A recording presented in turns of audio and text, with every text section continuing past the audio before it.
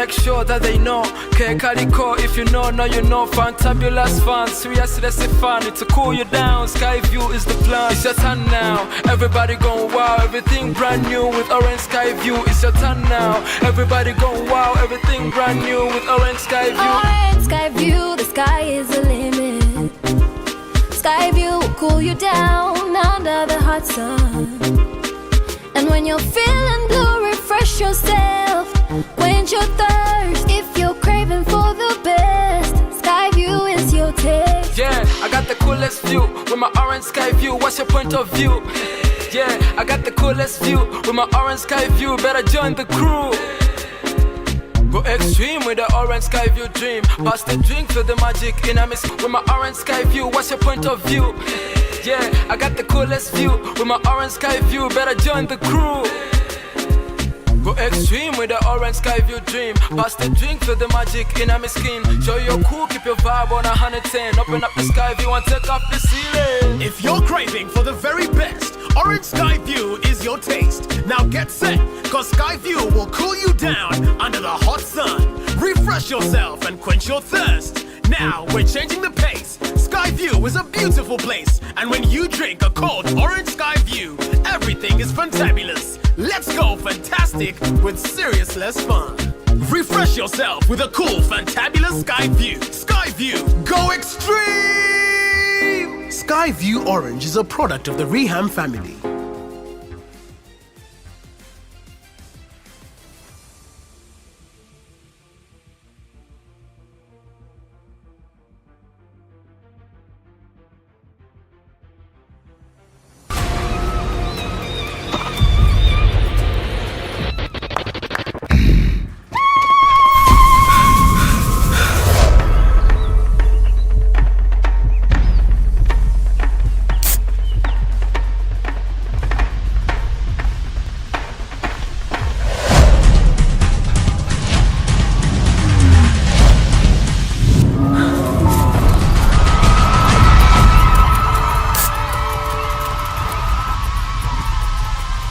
Go extreme with Skyview Orange, citrus and fruity.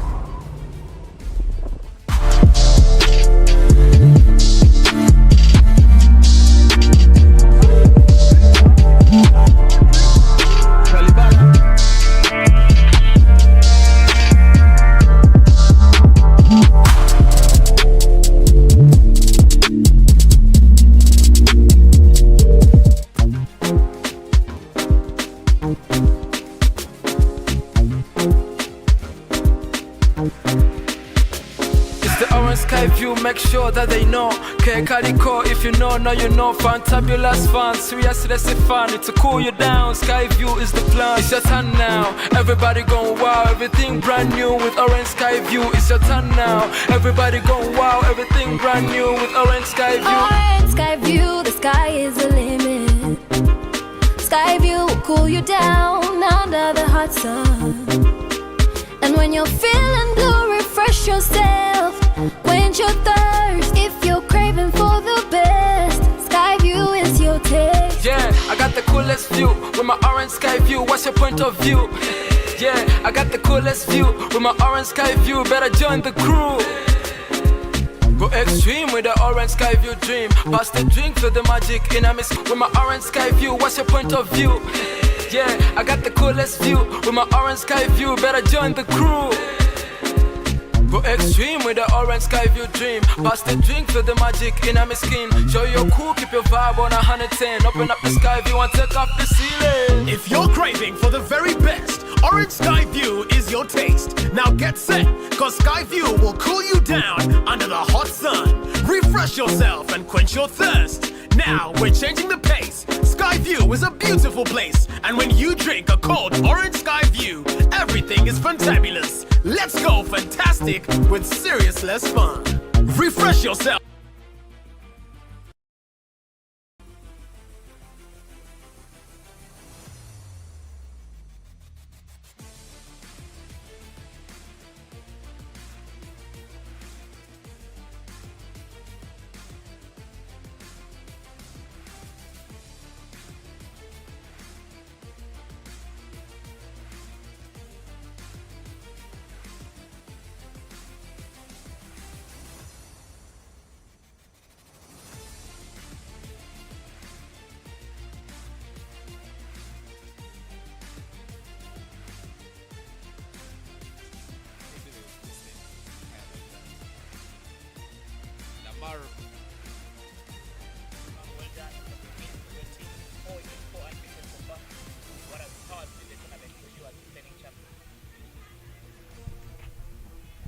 Once again, my name.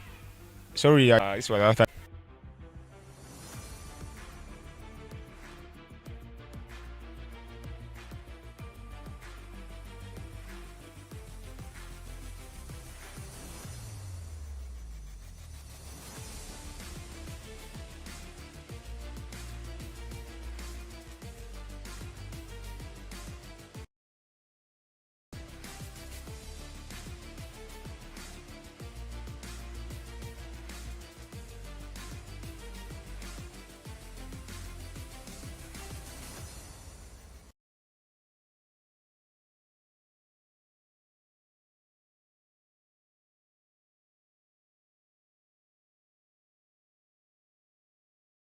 Against the table leaders, an unbeaten Light SS side. Light SS won the toss and elected to bat first.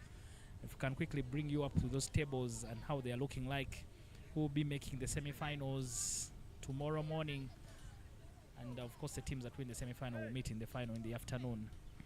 But as is right now in this Group B, Light SS have confirmed their place in the semi-finals as winners of this particular group, while GAYAZA High School have also been confirmed as winners of Group A. The battle for second place in that group is still very hot, but GAYAZA did just enough in the morning game, winning by 139 runs to ensure that their net run improves to a positive 3.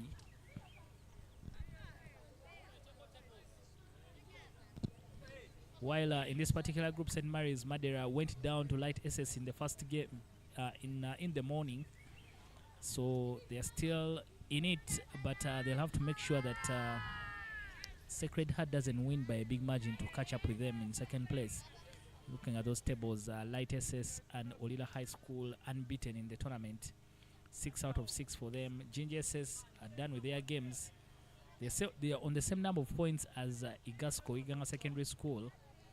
And Masaka SS just behind them by 2 points, but they are taking on Good Heart in their final game of the group stages. So it's been very hot, very, very entertaining Group A. Group B will also be sorted this afternoon. Madeira are playing their final game, as well as Sacred Heart. Kasese have virtually finished all their group games. My name is Dennis Msale, and I'm here with Ivan Sajabi and Naomi Amongin to take you through the commentary for this particular game. Ivan, welcome and good afternoon. Thank you so much, Dennis. Light SS coming into this one following their victory against another SCA side, St. Mary's Madeira, by a margin of 46 runs. GAYAZA was last in action yesterday during that game, which was washed out when they took on Undeje.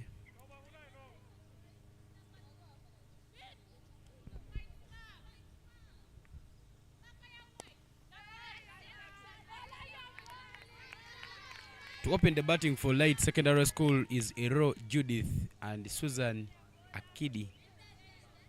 Timon Patricia not part of this lineup because she was not feeling fine and she's out of the lineup because of medical reasons. Hopefully she comes back during the semi-finals and finals.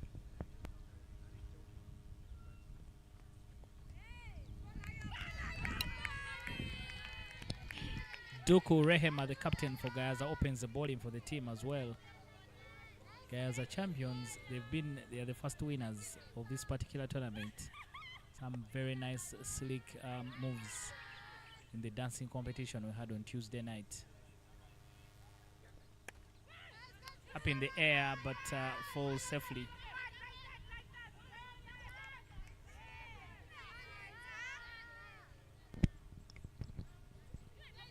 At the start, the body language for the girls from GAYAZA High School is very, very good. They are just making sure that they are very active and making the security very, very tight inside the field. We promise to find that video of GAYAZA winning the dancing competition. Hopefully we can show it in the live stream. I tell you, there were heads and shoulders above everyone else. There was no competition at all.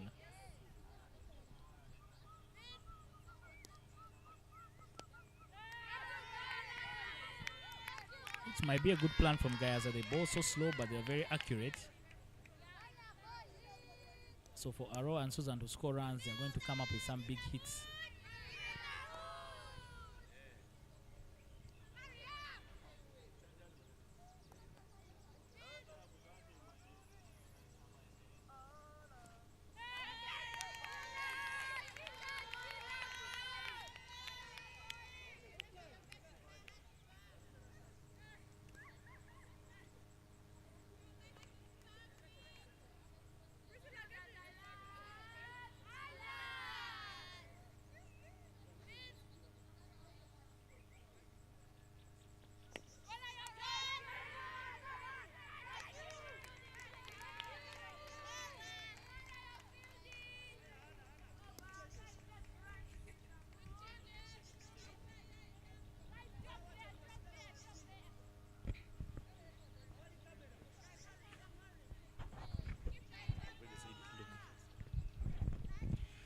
End of the first over, 1 for no loss.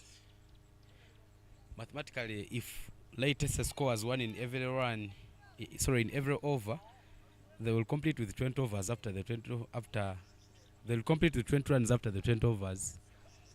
But that doesn't look so true. Both teams are coached by players who've represented this nation. Achao Sandra Chandong played for the Baby Victoria Pearls, while Derek Bakuz was the captain for the under-19 boys team, who is coaching GAYAZA at the moment. But Mbabazi, with the nice action, comes into the attack there for GAYAZA High School.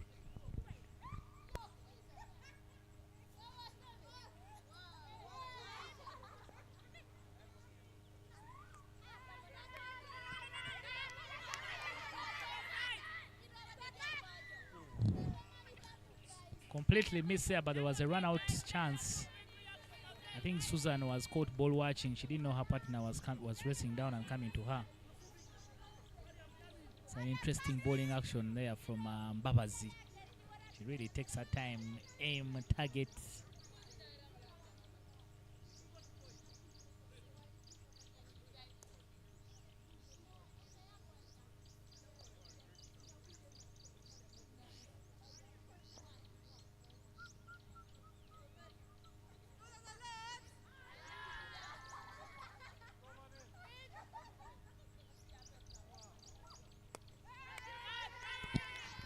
Can clearly see why the target is locked in. Fielders alert has been the song throughout the whole tournament for the teams, for the girls. But then it's looking at that ball, and was Hannah with that nice action. She's fumbled in 6 games, and she has picked 7 wickets with that nice action.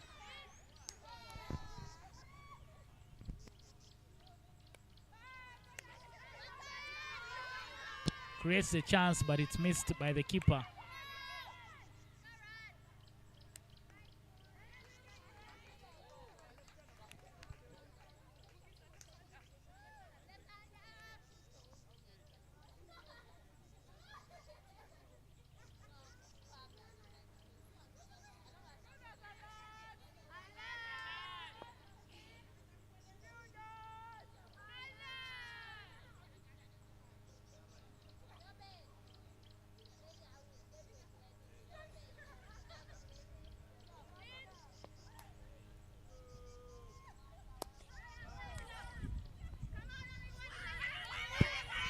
into the gap. Susan Akidi there. Some loud noise there. As the field is very, very attentive to make sure that they get a wicket in case the batters try a risky run. Mbabazi Anna giving us a tied over 0.4 balls delivered, only 3 runs conceded so far. She hasn't given a wide. She always aims at hitting the stumps, and that's why she puts her balls.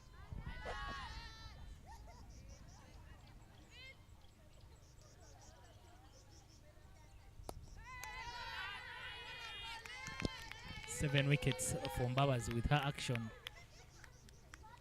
The top wicket taker from St. Mary's Madeira being chased down by a couple of other competitors.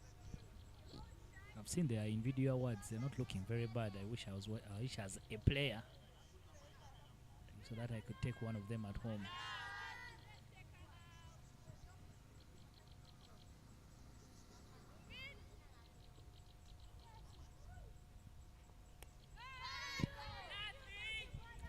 The lack of pace in the bowling so far working wonders for Gayaza.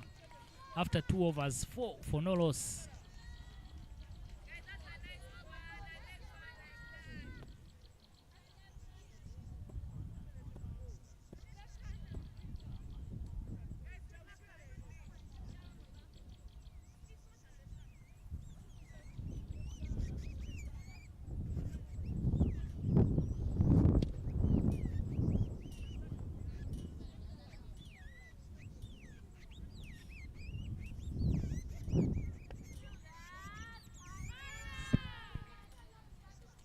Rehema Duku, the captain there, comes back to bowl for Gayaza High School. One full toss here, chance for a catch, beautifully completed. Very, very good catch they are taken. Susan Akidi falling into the trap there, and Gayaza High School will celebrate the first wicket. Very, very amazing catch there. She just gave her a full pitch delivery. And the beautiful catch was taken by Mbabazi Hannah, who has been bowling the previous over. Looking at the replay there, that ball was fully pitched for Akidi. Swung so well, but unfortunately doesn't get the middle of the bat, maybe to go to the boundary. Looks like that was a catching drill there for Gayaza High School. So unfortunate for Akidi going back to the dressing room without getting some food on the table for her team. Mbabazi Anna did not even have to move anywhere. She just kept in her place. Full ball. Anna completing a very nice catch there. The captain of the team, Duke Rehema, giving her team an early breakthrough here at St. Mary's Madeira. That is the dugout for late secondary school. Things don't look to be good for them. A lot of silence in that dugout. But Ariago Michelle is the batter who's worked in at number 3 to bat for late senior secondary school.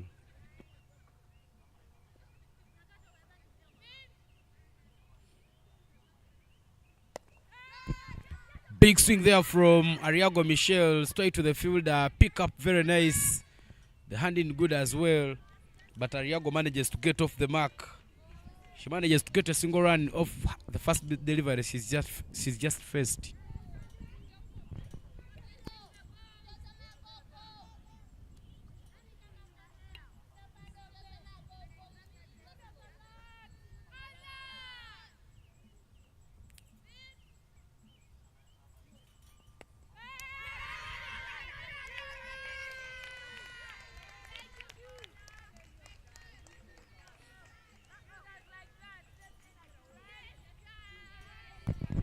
It's a loud pitch. The wicket of Akidi Susan has given these players a lot of motivation. Their body language very positive at the moment.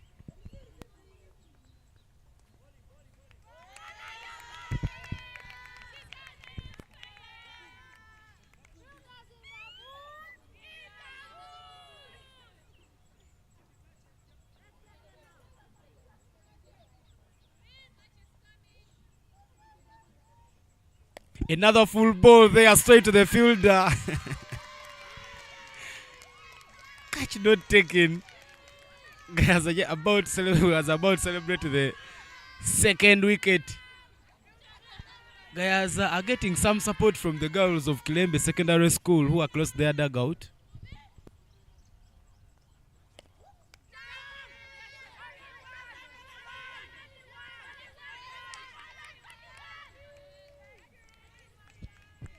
The morale in the outfield not going any sooner down. Still so high, marking the end of the third over. Lightest is having 5 for 1. Pardon me, 6 for 1.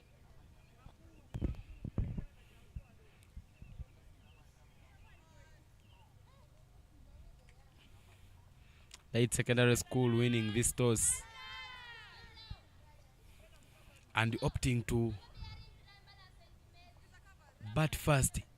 Mbabazi Hannah, after completing a catch in the previous over, she comes back to bowl the fourth over.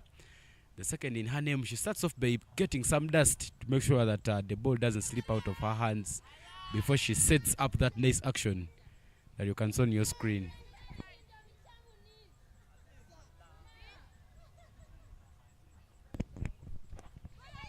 Swing there from Judith straight to the field. The fielding very, very nice. Mbabazi Hannah turning out to be a very economical bowler. She so far conceded only 3 runs and picked a wicket.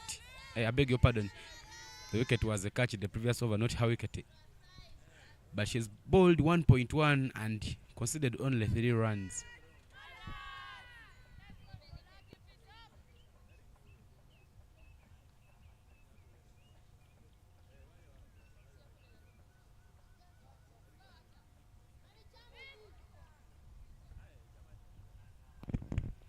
Another straight ball up in the air. Chance for a catch. Not taken. The coach for GAYAZA High School, Derek Bakunzi, there shows some disappointment, as you can see him on your screen. He's not happy with what has happened. GAYAZA has received the fans this evening. I see Kilembe says, Kasese says, some Mokono players are also there in their tent, giving them some support, but they've just missed a wicket. That was almost the same very catch that was taken in the previous over. And I think if it was taken, it would be having, guys, I would be having 2 right now in the basket. She tries to cut it late, Ariago Michelle, but there is protection there at point. Nice collection. No run is taken.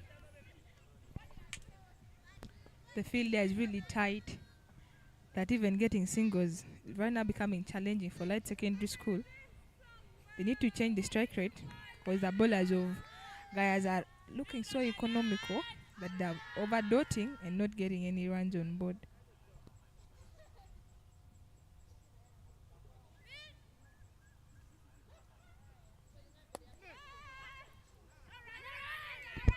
Another chance there for a catch. Mbabazi not jumping high enough to complete it. But the fielding very nice and no run is taken after that one. One thing I've seen about Mbabazi Hannah, she bowls with her cap on. And in case that cap falls on the field and it's hit by the ball, her team risks 5 penalty runs. She could be safe if she had given it to the umpire, but there she comes yet again to bowl. Ariago Michelle, they are trying to pierce in the gap, but the field very, very good. And while you're bowling at the compliments from the other GAYAZA players who are on pitch, giving Hannah the necessary backup that she needs to make sure that she keeps doing good for GAYAZA High School. Fielders in the mode are the calls there on the field.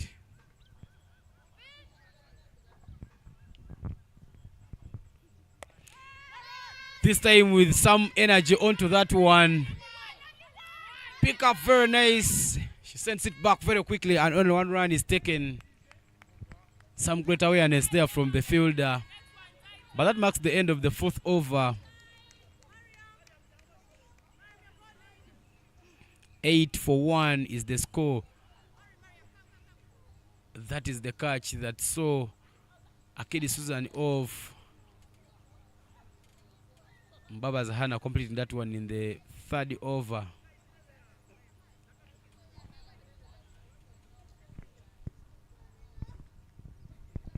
There will be change in the bowling attack.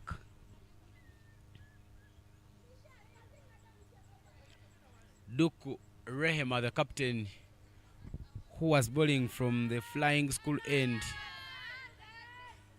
will be replaced by yet another bowler, Miriam Mirembe.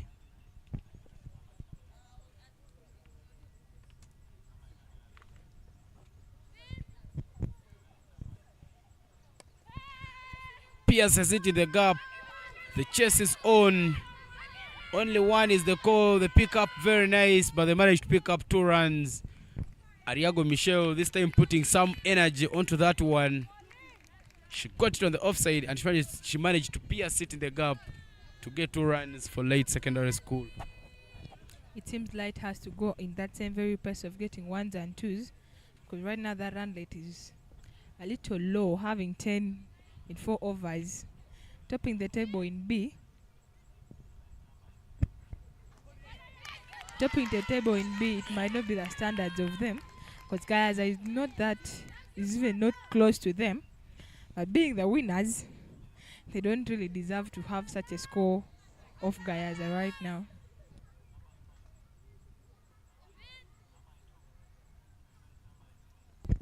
Another one on the offside, but this time that one will go wide. Mirembe Miriam not worried because she's being hit, but she'll be happy if she's hit from the offside. She just doesn't want to put those balls to the body side. Maybe they would be so easy for the batters to send to the boundaries.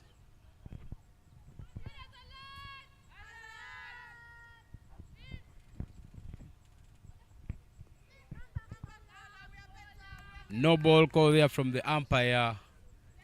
Looked like that ball went out of Mirembe Miriam's angel. I believe she could have maybe taken a decision of not bowling. Looked like she missed her run out a bit, but that becomes very, very costly for the team. Free hit is on there for Ariago Michelle.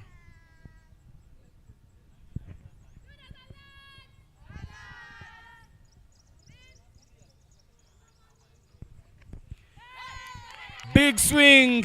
Ariago Michelle doesn't get contact, but the intent was clear. Just that she took a decision of getting out of her crease. She doesn't manage to get contact. Ariago Michelle jumped outside, but she did one mistake, I believe, going across instead of playing the ball the way it has come.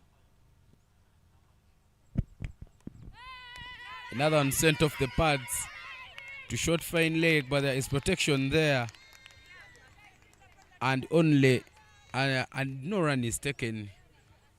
Some amazing work in the field there by GAYAZA. Guys are doing so well in the field. They're putting down their bodies to make sure that they stop the balls.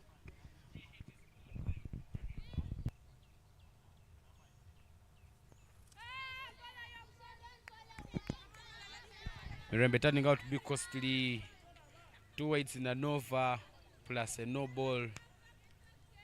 She needs to find a way of getting her run up right to make sure that she doesn't cost her team. Let Light SS get their runs off the bat.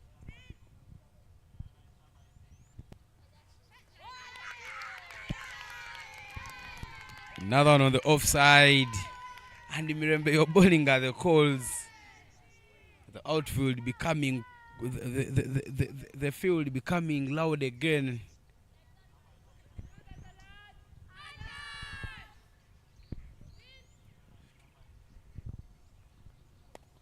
Big swing there from Michelle Ariago. There is a fielder there deep, but the fielder doesn't manage to stop that one. That will race out of the park for 4 runs. Ariago Michelle coming the player to watch in this one. In the absence of Patricia Timong, Ariaga is taking charges.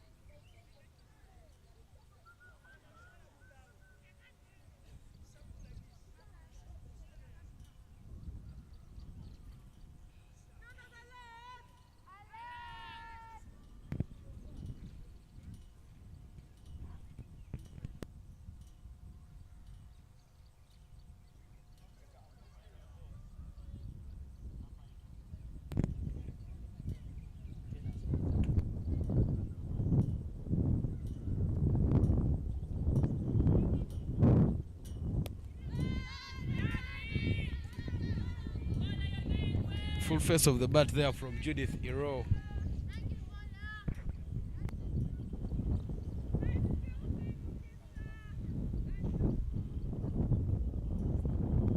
You know, Judith is one of the players who represented late secondary school during the dancing competitions. She put up a show on the stage, but now she has to put up a show using the bat.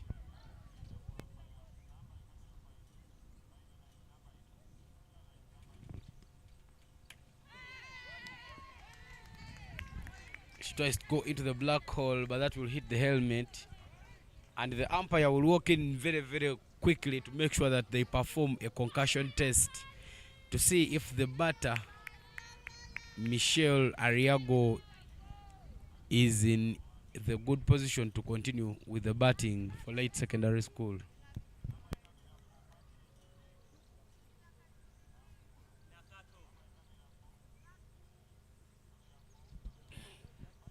Keeping you posted on the games that are happening around Tereti in the other grounds. Masaka Secondary School won the toss against Good Heart Secondary School and opted to bat first. In batting, they have 41 for 1 in 6.2 overs. And St. James versus Olila. St. James won the toss and opted to bat first, and they are 28 for no loss in 10 overs. Then in Deje Secondary School versus Sacred Heart Secondary School, Deje won the toss, opted to bat first. The 25 for 5 in 7.4 overs. St. Mary Secondary School versus Kilembe.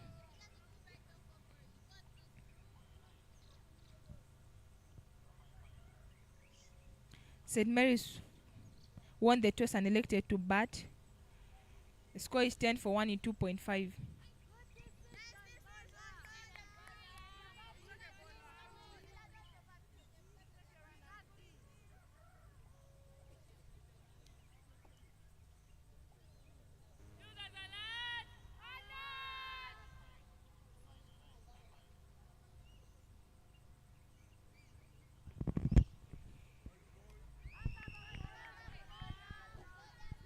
Drusilla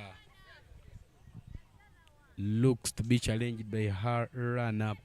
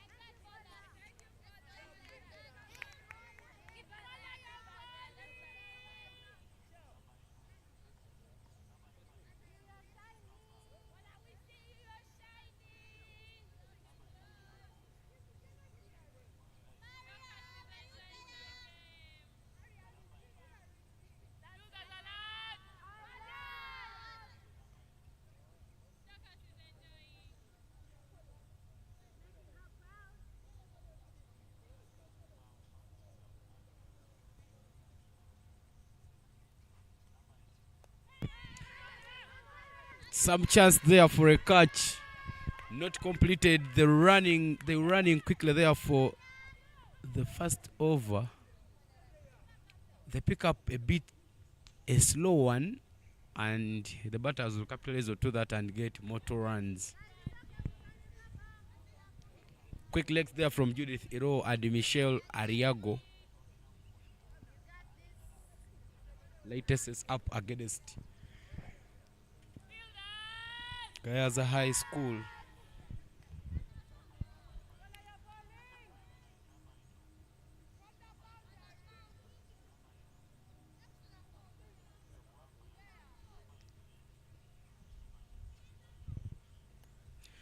Up in the air there, a little bit square. The fielder runs in quickly. The pickup very nice. Light SS picking only a single run. The fielders of GAYAZA are not willing to give up this time round. Their fielding is really totally different from the other matches they have played. Having played a little lighter matches, so they are playing the top team in that table. Everything seems different today in this match.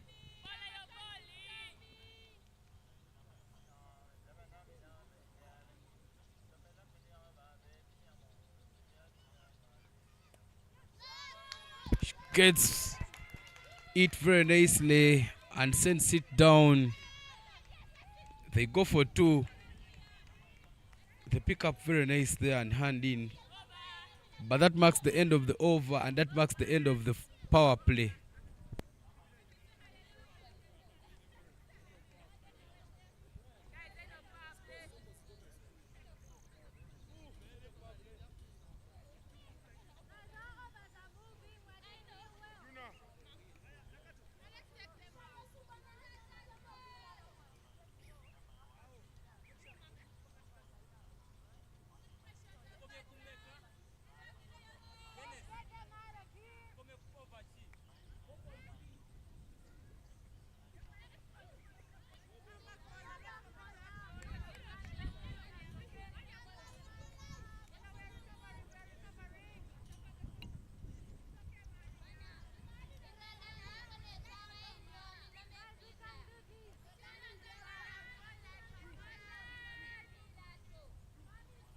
Back into the bowling attack is Mirembe, who opens her over with a noble, another chance for Iro to free up her arms.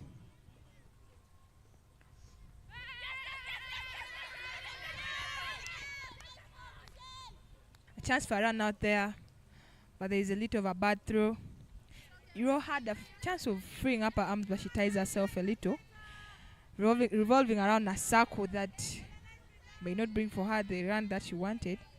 But that was a good call from Michelle.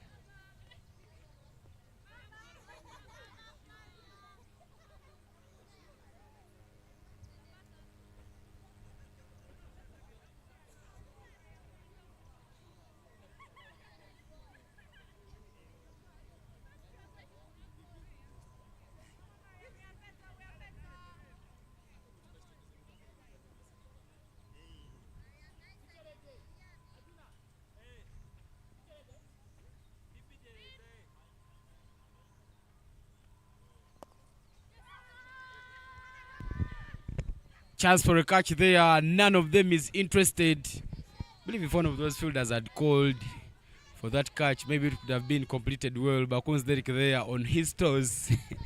Looks like he's bowing down to the pressure. He just can't keep seated down because he sees that it is starting to rain runs here at Madera ground. I think that's why coaches always emphasize call for the balls, because that was another...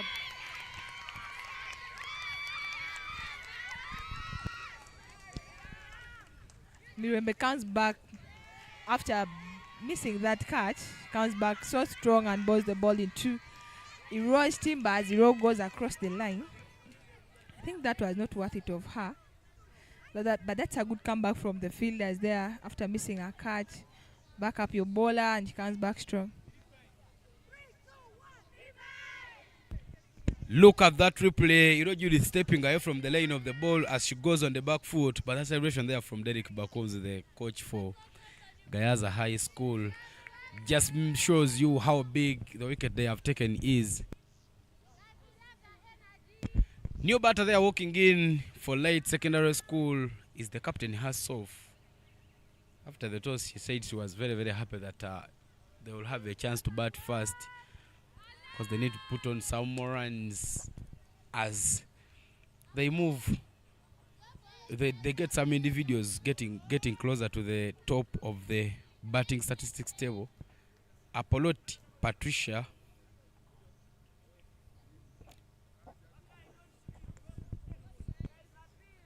Ivan, I had a chat with the captain of Light SS. I asked her, what would you like to do if you win the toss? She was like, want to bat first. So I decided to ask, if you guys bat first, what's your target score? So like 200. So by the time I look at what is on board right now,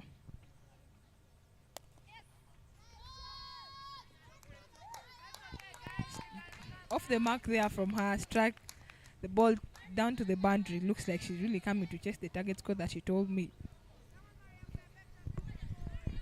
Just as soon as you say that the score doesn't look like they will get to the 200 runs mark, Apollote Patricia there proves you wrong as Mirembe gives in that full delivery. But look at that replay. Ball did not pitch. Some good hits there and good swing there from Patricia Apollote. She manages to get the much needed boundary here to up their run rate.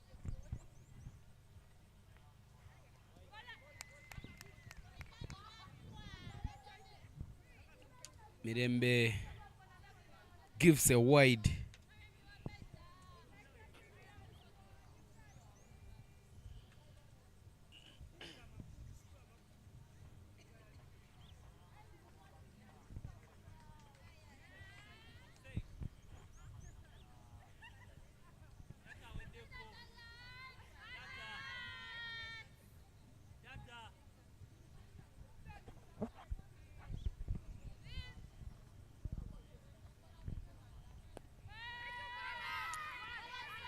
Some soft hands there, touch and go.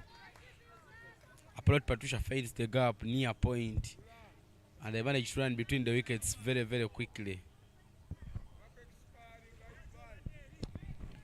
United says I think needs to be going that temporary spell.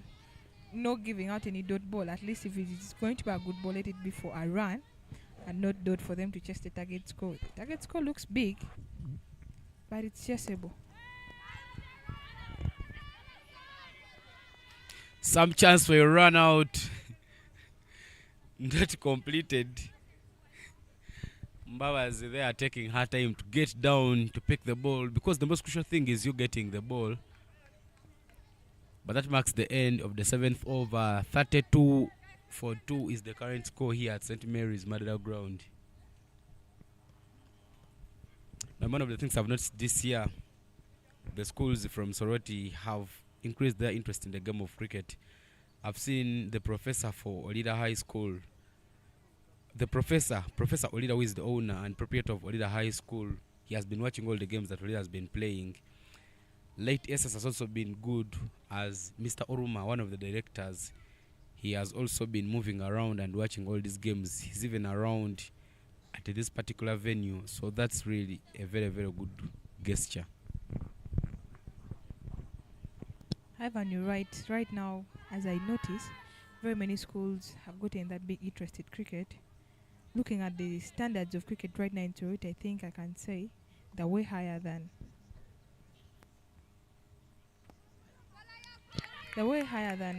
other schools, maybe out of Soroti. Because with due confidence, a teacher like Mr. Luma, who is right now watching the ITSS, can have the confidence that my team is going to win. Not like a situation where a teacher comes to watch a game and leaves disappointed after seeing that his school has lost. I think the confidence that the schools are having is what is motivating most of the teachers.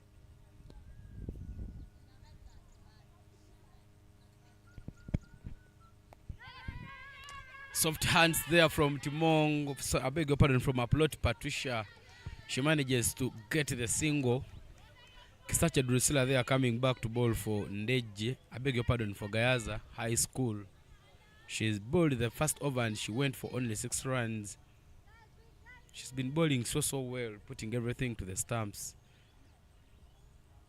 not allowing batters to play with very free arms.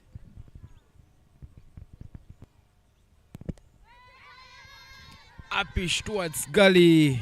There is a fielder there who picks it up very nicely and sends back the ball.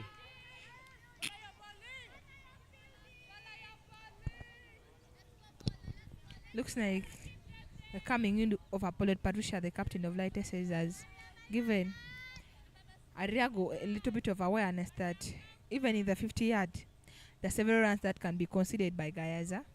Looking at the quick singles they're taking right now.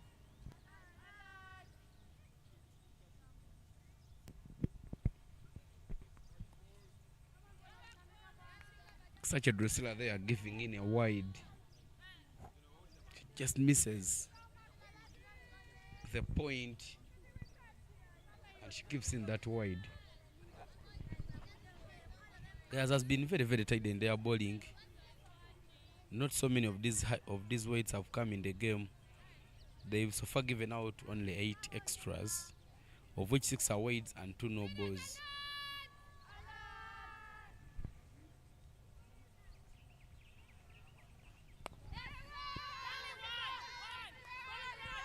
Into the gap, good running. Beautiful single there completed by Light Secondary School.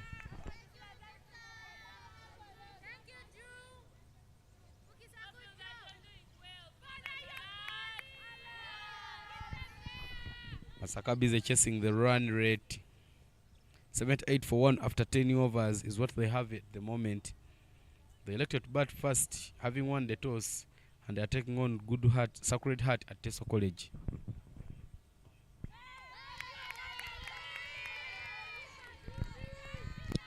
A swing and miss there from Mariago Michelle. Looks like she really wants to get the contact, but the ball is not meeting with the bat. But the security in the field is not going any down, since the fielders are shouting security tight, security tight.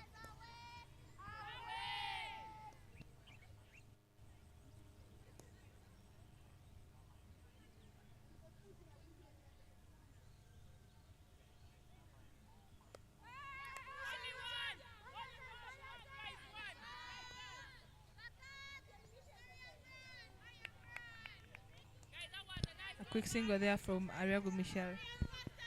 And that marks the end of Kisaje's over. End of the 10th over. Half of the innings, Lightest has 47 for 2.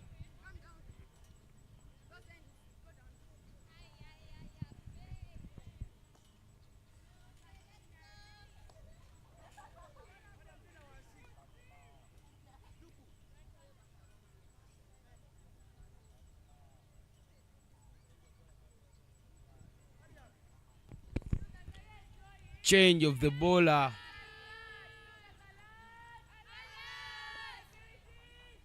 Gaza brings in a new bowler.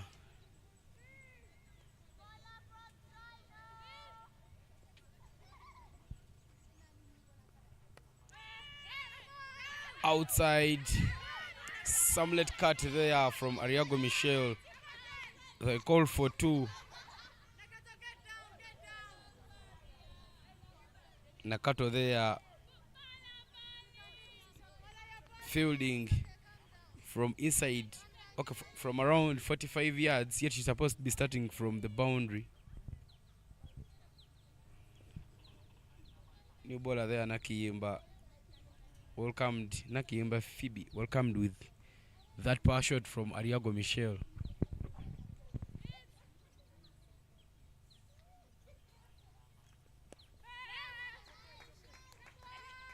Same shot, nice pickup, 1 run is taken. That was a good recovery there from the fielders. After misfielding a little in the other ball and conceded 2, they come back strong and only make Lightest go for 1 run off that ball.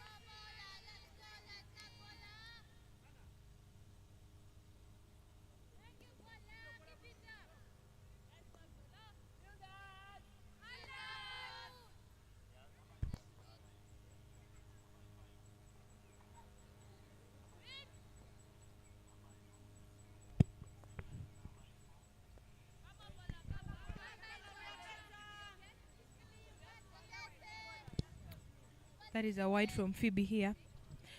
But the bowlers of Gaza haven't given so many extras.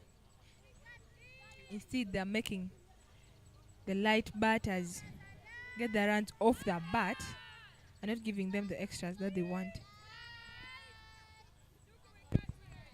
Any team anyway in the world would love to get those free runs. Guys are keeping very tight in the field. Samlet ball they are played. I tell you something now, man. The wicketkeeper mastered the basics. That every time they play the ball away, get behind of the stumps. She was getting behind the stumps, not knowing that that ball was just close to where she was. But as soon as she notices, she picks it up to limit latest to only 1 run. Thank God that was a quick reminder from the dugout that it is your ball. If it wasn't for that one, latest would have gone for 2 runs.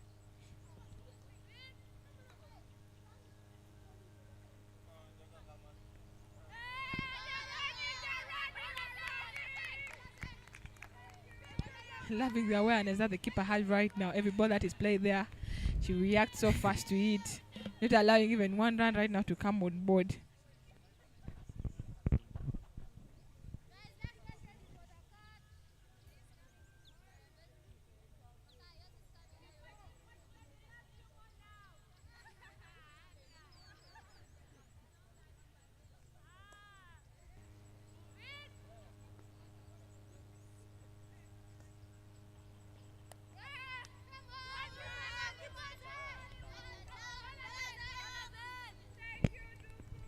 Quick legs.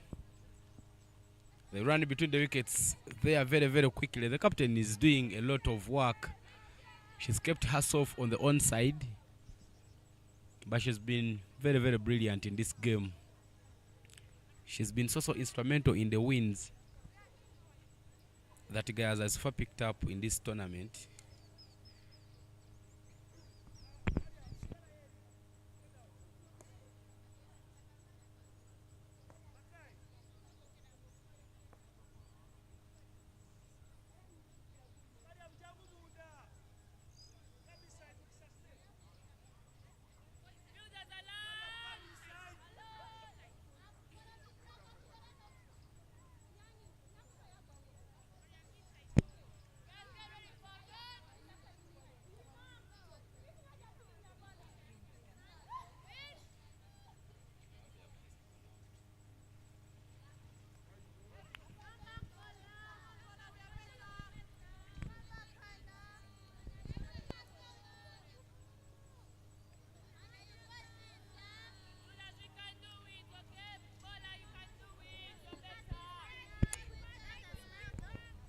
GAYAZA playing their last group stage game. They've played 6 games, lost 2, and there was a tie between them and GSS yesterday. The color with the next action move as Hannah is back into the attack for GAYAZA. She puts one to the body.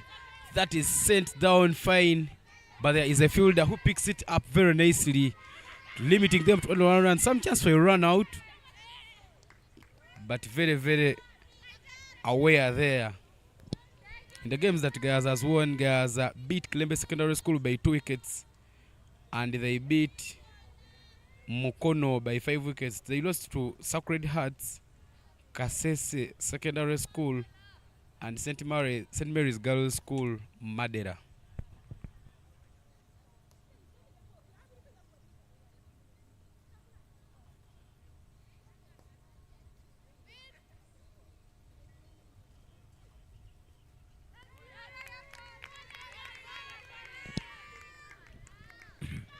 Evan, one of the things I've liked about Light SS and how they've gone about the business, the slow bowling for GAYAZA has not stopped them from scoring runs. They've decided to use soft hands.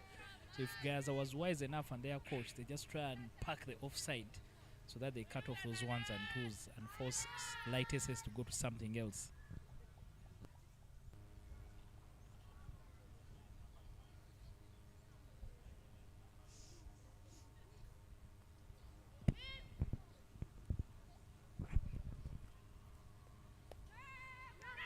Exactly like that. They drop the use. Sorotia Light SS has been using their soft hands.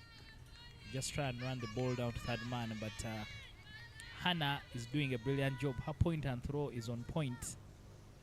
She's giving away nothing, no room to throw your hands at the ball. And GAYAZA is enjoying themselves out there in the field. Fielders are alert.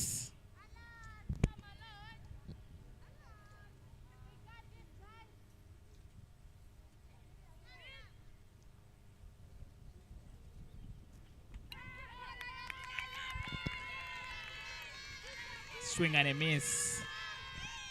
The GAYAZA dugout and everyone on the field very, very loud.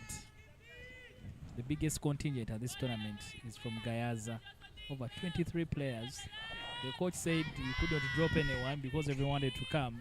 So they made sure the whole training groups comes over. And I think they've had a terrific time in Soroti.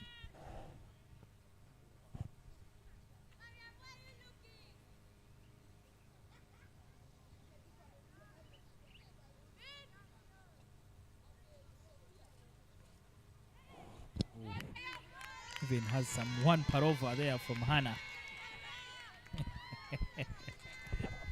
Hannah really takes her time, and sure, sometimes as a batter you can get frustrated waiting for her. And she's been collecting wickets that way. One of the things she does so well, she makes sure that she dries up her hands, holds it with a cross seam, cocks, then she releases all the pace of the ball as she delivers it. Tell you, I think it's very...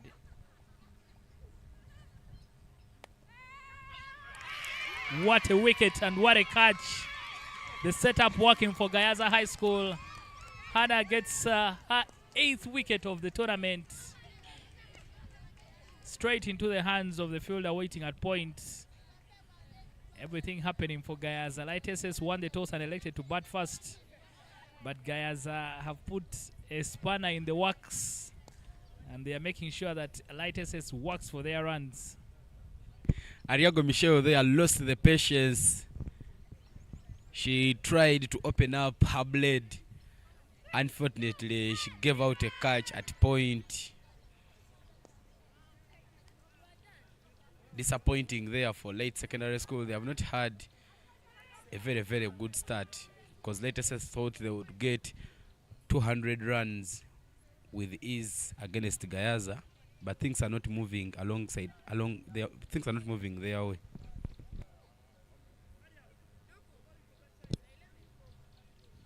Yeah, Light SS clearly dropping the ball towards the business end of the tournament. They scored only 74 runs in the morning against Madeira. They might have dismissed them for at least for only 29. But you feel that given the form that Olira has, they need to make sure that the difficult teams are in the other group. So that means for them, they will not have an easy semi-final.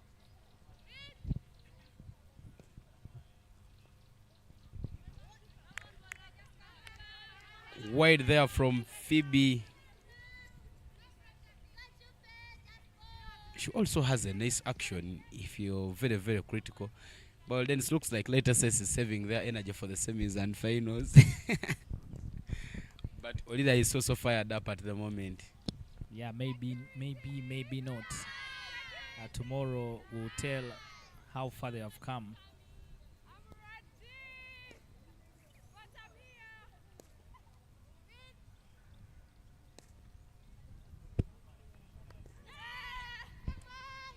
Sent down at fine leg, the captain Duku they are doing a lot of boundary raiding. The pickup very nice. But 2 runs are completed there by Light Senior Secondary School. Yeah, I've liked the plan here from Gayaza. Just take the pace off completely. Because the pace on would have worked very, very easily for Light SS. But they are struggling to put away the lack of pace in the bowling for Gayaza.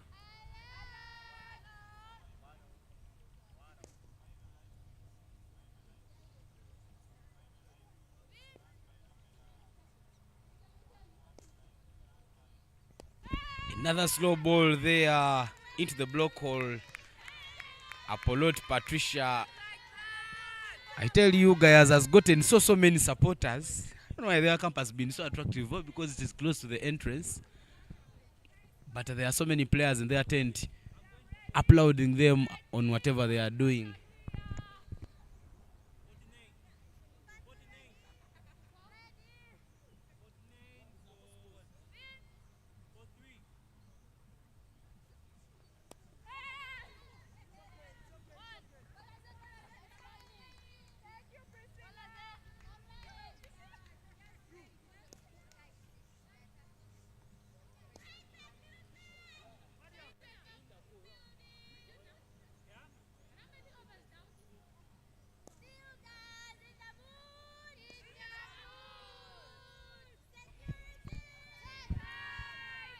Some nice calls there. Fielders in the mode.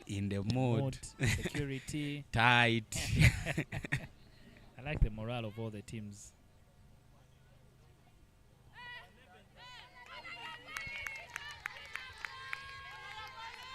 The score right now is 50-3. 11 overs gone. We are into the 11th over. Top effort there from Gayaza to limit the table leaders.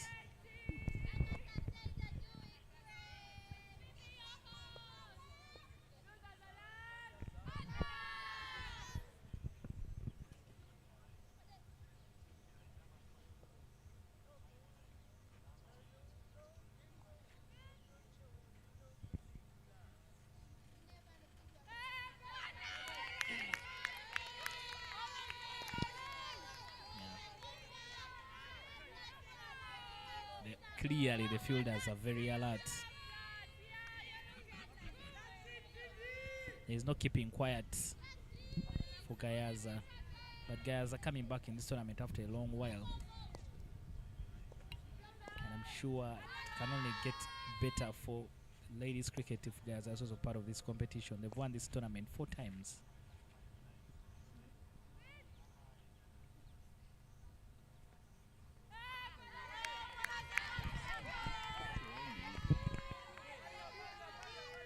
$11 overs gone, 50-3. Light SS need to find some answers for this slow bowling from Gayaza.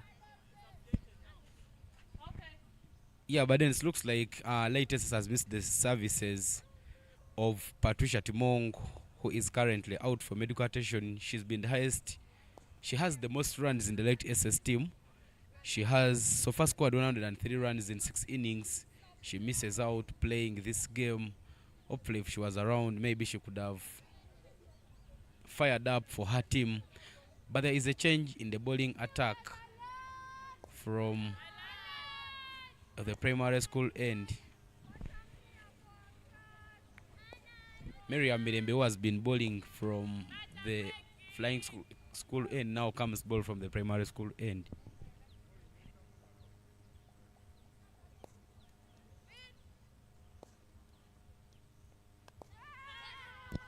Chance again, can see the lack of pace creating a lot of opportunities for Gayaza. And I think 2 edges have flown over the head of the keeper. Gayaza High School, yesterday I mentioned the Jonians, one of the smartest teams, but I'll give it to Gayaza as well. Proper full cricket kit.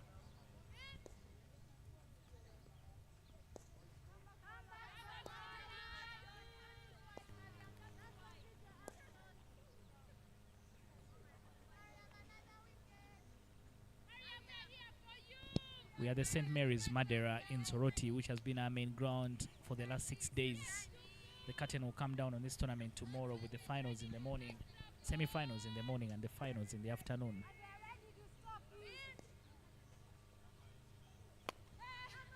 Big swing, and that should race away to the boundary.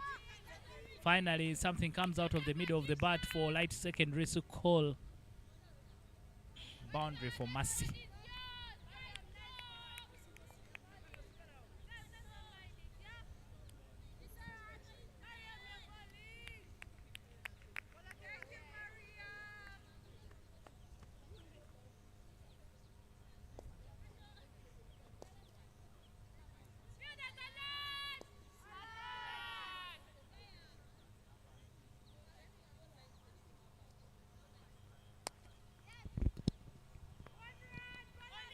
Hit to the sweeper.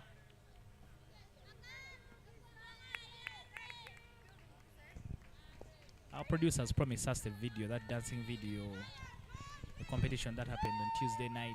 Gayaza, the champions, runaway champions, if it was possible. And a big swing, but a wide given.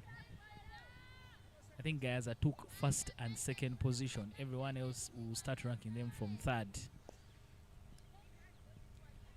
Because it was such a very good team effort. It's not just about the cricket, it's about the camaraderie that also the girls are able to make off the pitch. So it was good to see that everyone got involved. I think even one of the volunteers.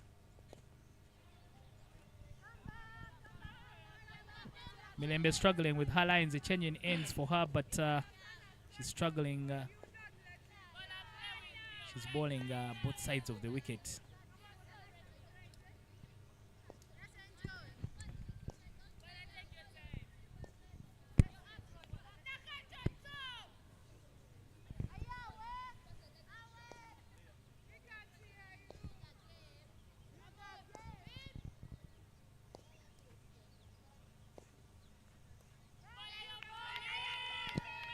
Bowler, you're bowling is a cry from the rest of her teammates.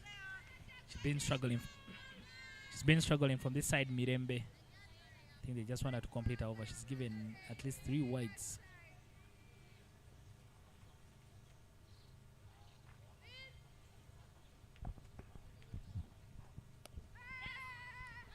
Well played there by the captain, Patricia Apollo. Soft hands. They just get a single. The backup good for Gayaza, but a rare big over for Light SS. 10 runs coming off this over. Evan, have they set up that video?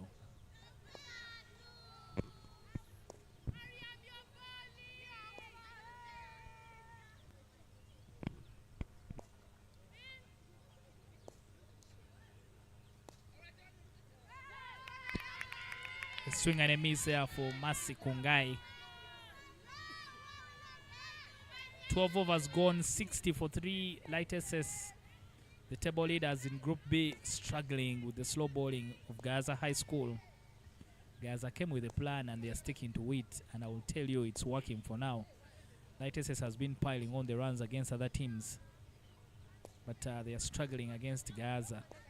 The GAYAZA head coach, Derek Bakunzi, difficult for him to sit down. I think by the end of the game, he's walked at least 5 kilometers. The captain for GAYAZA High School, Duke Rehema, comes back to bowl from the flying school end.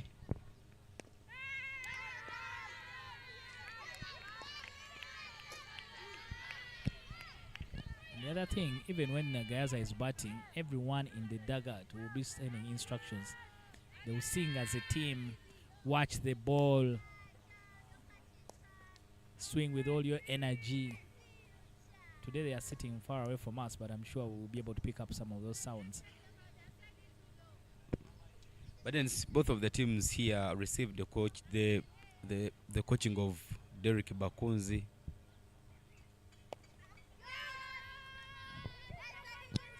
Full toss. Hilda misses it on the first pickup. She's able to just keep it to 2. I was a bit worried for a second because I saw the fielder running very quickly to get to the ball. Yeah, but as I was saying, Derek Bakunzi always comes here in January in Soroti to coach these kids. Half tracker there, pick up very nice, but that one feints the fielder. The outfield is a bit slow because there was a heavy rain pour and I don't think it has dried up well. Patricia Apollo not managing to pick a boundary.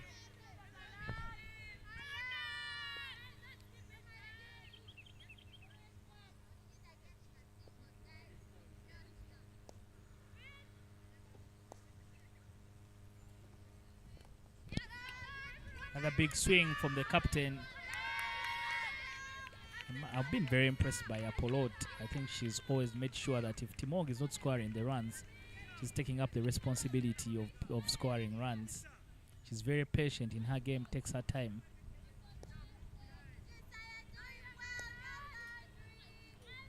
The young Sandra Achao, the coach for Light SS.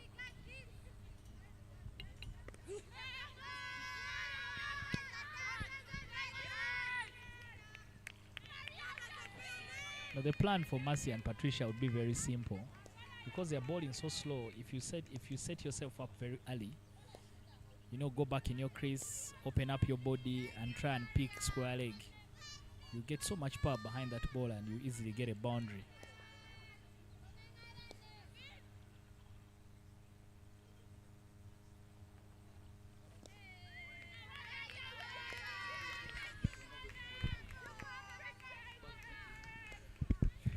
End of over number 13, 65. A loss of 3 wickets is the current score.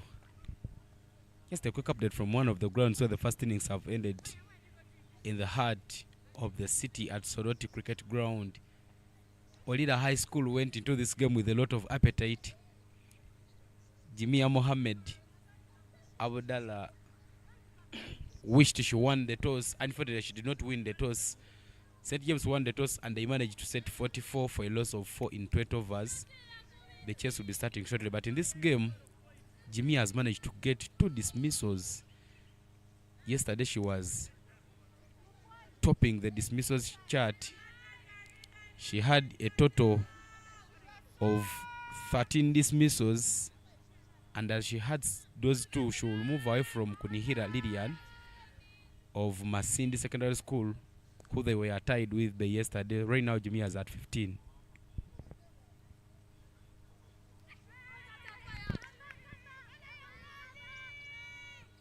Sasa Drusilla back into the attack. Nothing given by Saddam Oyaga. Final day of the girls' school cricket week. The group stages, the business starts tomorrow. Semi-finals in the morning and the final in the afternoon, as we look for the champion of the 2024 edition. Olida chasing a 5th title in a row. They've been dominant over the last couple of years.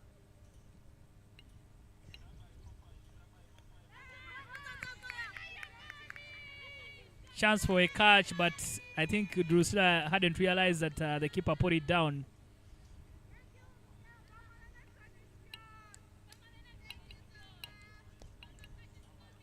Something out of nothing there. Mercy failing to connect with the short ball.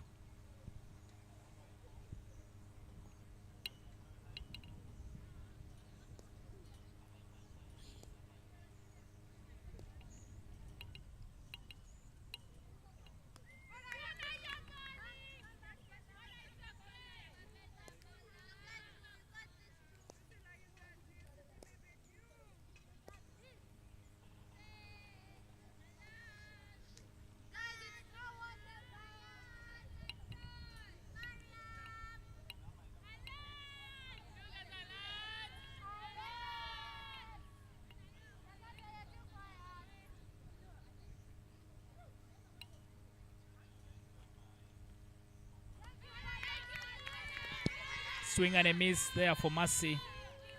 No connection at all for her. She leans on her butt, pondering what to do next. Like Ivan has mentioned, that Gayaza today are bowled very well.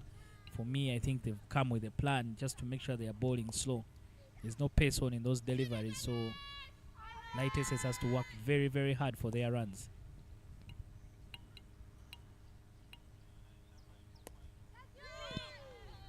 And the wickets as well have kept them very, very energized, so the fielders are always alert.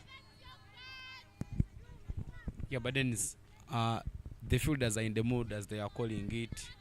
Very, very alert there, and I tell you the plan is working out for them because they are not conceding so many.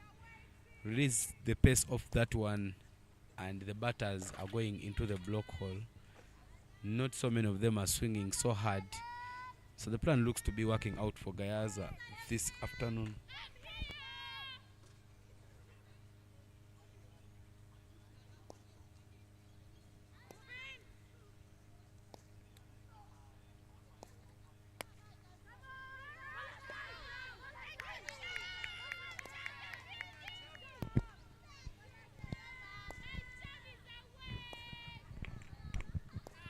Another short ball from Drusilla, but was hit straight to the fielder.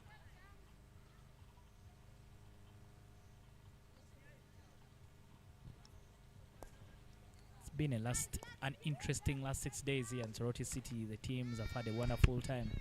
Each of the 16 schools at least has had an opportunity of playing a minimum of 7 games. It's only those that will move on from here that will play 9. But each one of them has had a chance of playing 7 games.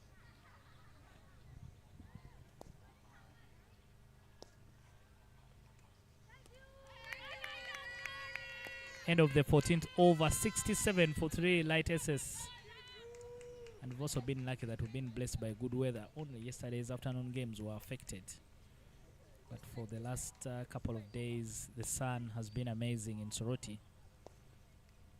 I'm sure even by the time we finish the tournament, those mango trees will have shed enough fruit. So there've been everything going for the girls in this tournament.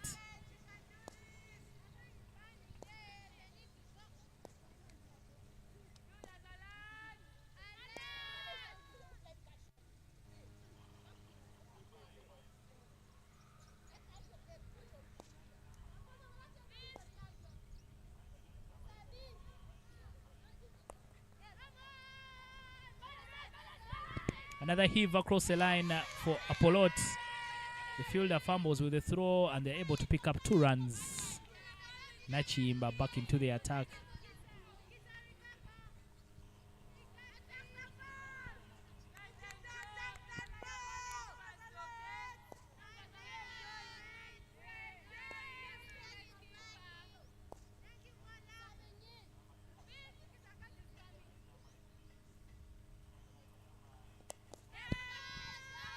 Good shot there from Patricia again, but straight to the fielder.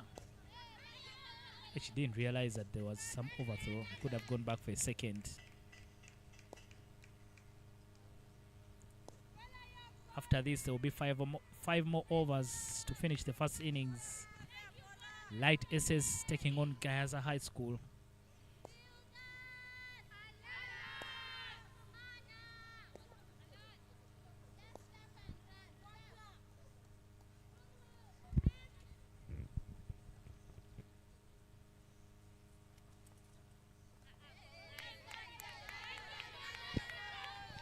Very good bowling from Nachimba. She also takes her time. Her action is similar to that of Hannah. First pointing to the target. Before you hit the target. But their actions are working for them so well, because they are pointing to the target and they are not bowling wide.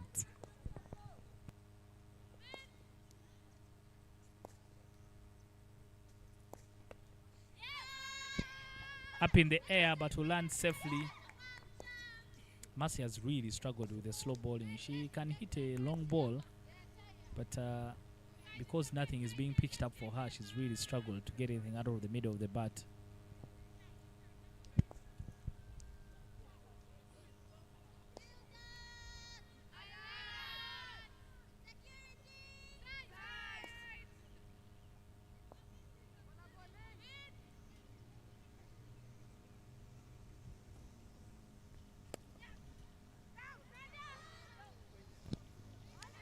Goes straight through the fielder's hands. They'll get a single. Guys, I was happy with that. They haven't had any big overs apart from one that went for 10. Just giving away 5 runs in this particular over.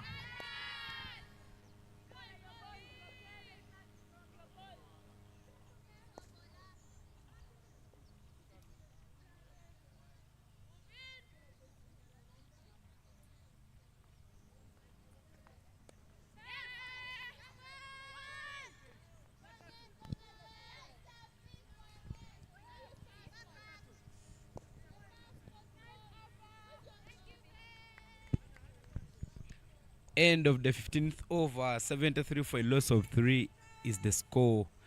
Patricia Apollo, they are trying to lead the captain's innings with 23 of 23, having some support from Kongai Mercy Tracy with 8 of 16.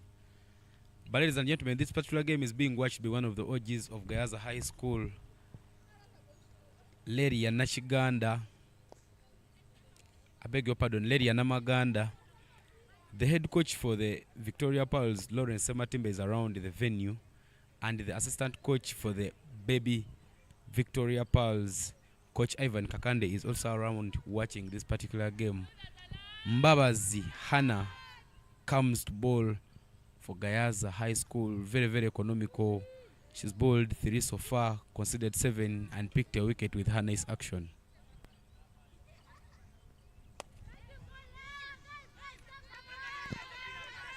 Some power there from Mercy. Can see a lot of words coming from the head coach there, Derek Bakunzi. The rest of her team is trying to encourage Anna Kato to throw with energy But I think Bakuzi's point was to make sure that she attacks the ball as well.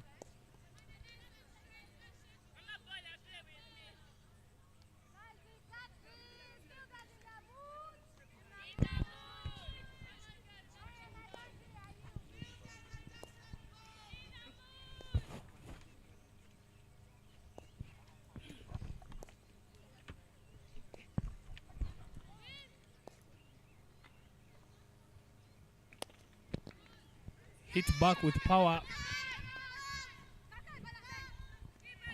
Hannah unable to get that ball, to gather the ball in her run-up.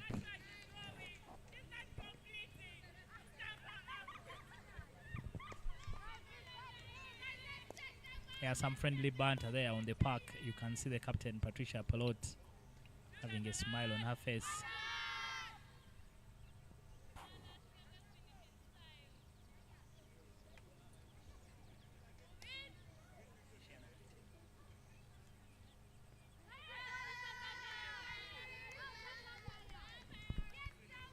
Not a bad batting partnership there from Patricia and Kongai. Doing so well for their team. Getting the singles, the twos, and the boundaries. The score right now is 76 for 3 in 15.3 overs. That SS is trying to race to the 100 marks score. That would be easy to defend looking at their bowling spell.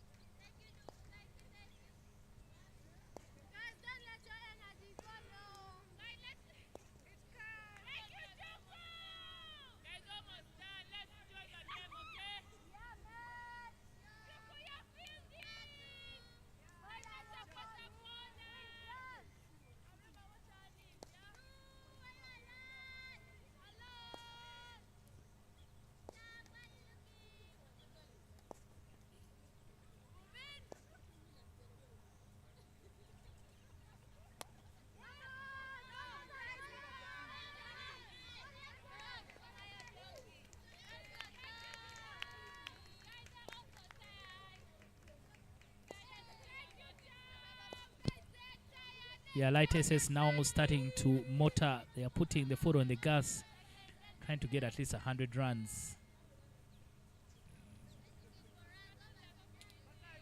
8 runs so far gifted by Mbabazi Hannah.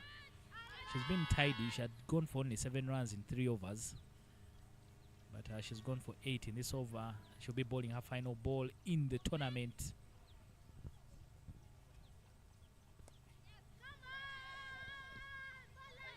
Nachimba is down there patrolling the boundary. I don't know if she has a power arm.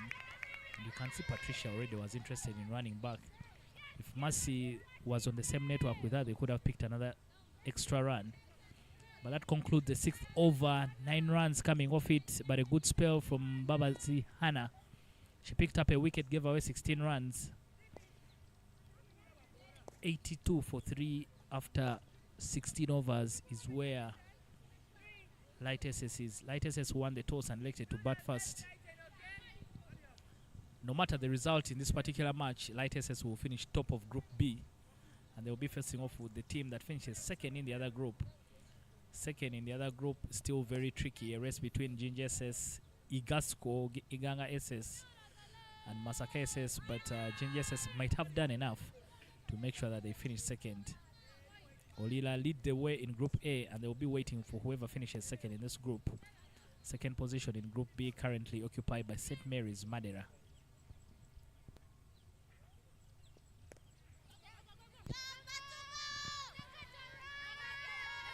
That one will have enough legs to go over the boundary.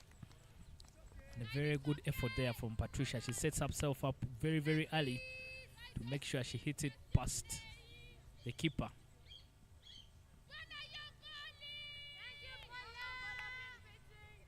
Gayaza in the field are not giving up. They're still as loud as much as they can. Nachimba bowling her final over as well. Not so much of extras in the Gayaza team this time round. Lightest has 86 and Gayaza has only given 18 full runs, which I think is not bad for a team like Gayaza, where Lightest has only 68 runs off the bat.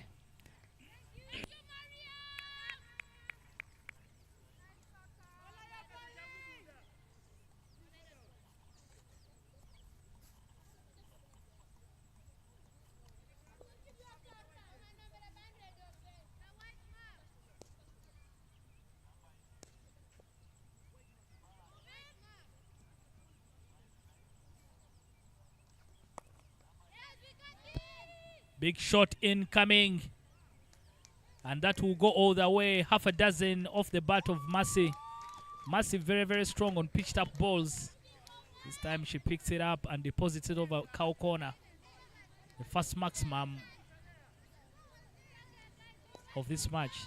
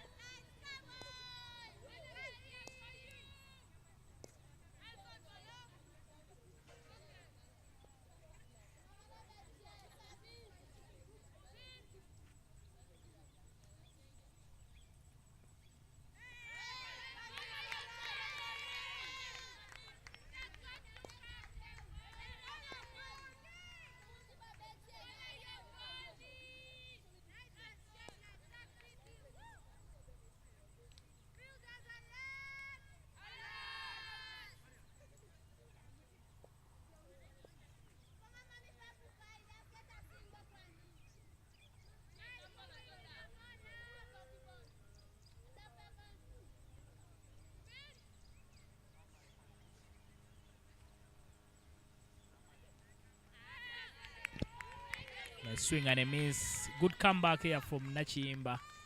She's gone for 11 runs so far in the in this over, but she's done well to come back. 2 dot balls after the half a dozen.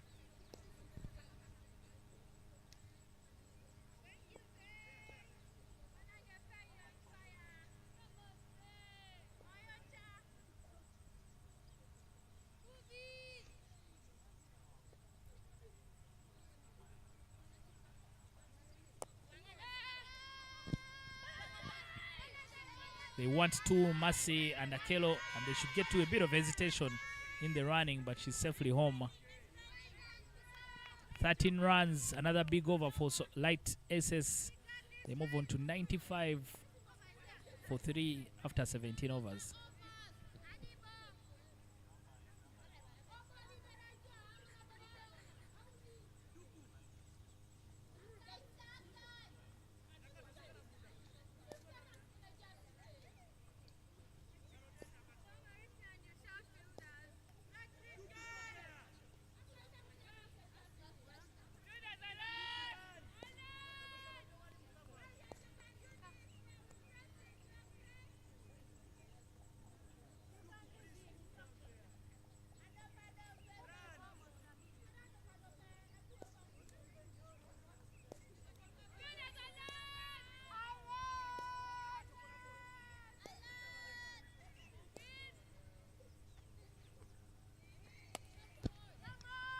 Another big shot from the captain.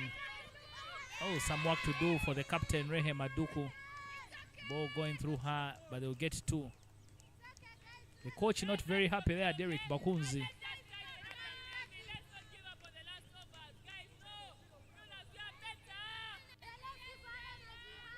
The wicket keeper there giving some morale for the rest of our team. I like that. You always need a keeper who's shouting on the park. Very good stuff there from Akelo. She sets herself up very early. But top quality fielding from Nachiimba at the boundary. She ran around very quickly, made a good collection. She's only missing a power arm, but that should have been a single. Good cricket all around.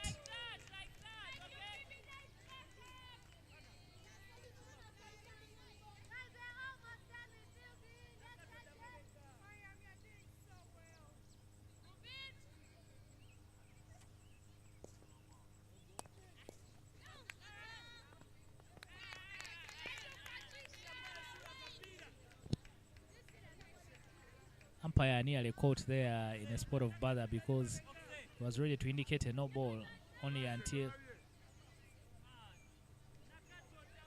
no ball indicated. Very many fielders out of the circle. Women's cricket, you can only have 4 out of the circle. In a swing and a miss, but missed by chance for a run out. Oh, and the run out completed. The partnership finally broken. Wasn't very tidy, but in the mess and against a run of play, Gayaza pick a wicket. Mercy, the guilty party, should have to go for 20. But Gayaza finally get a breakthrough.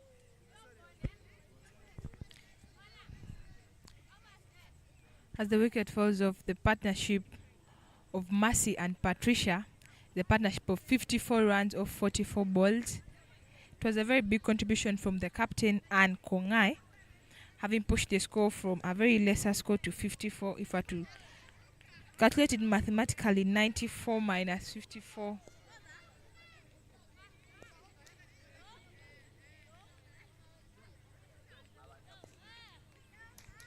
They've pushed the score from a score of 45 to a score of 99. Not a bad spell there from them. And entering into bat is none other than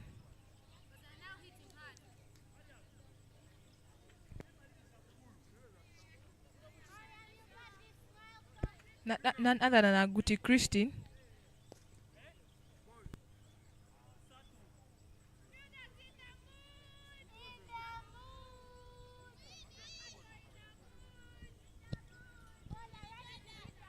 Fielders in the mode, and they all say they are in the mode. You can see the beautiful branding there for Skyview on this ground. Skyview, the partners and sponsors for the Girls Cricket Week 2024.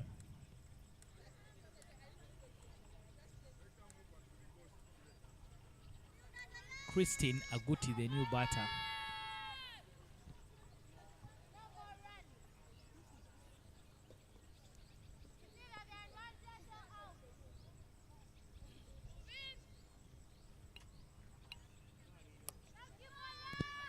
Chance for a catch. Oh, the fielder caught in 2 minds to try and stop the boundary or take the catch, and she does neither. The ball goes through her body and they pick a boundary. Immediately off the mark there, Christine Aguti with the boundary.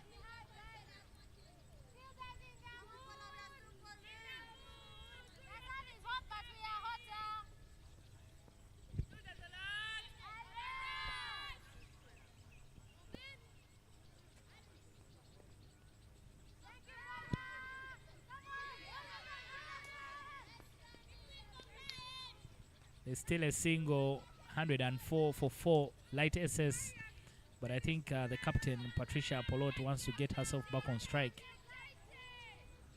She knows that if her team is going to score many more runs after this, she needs to be facing most of the balls.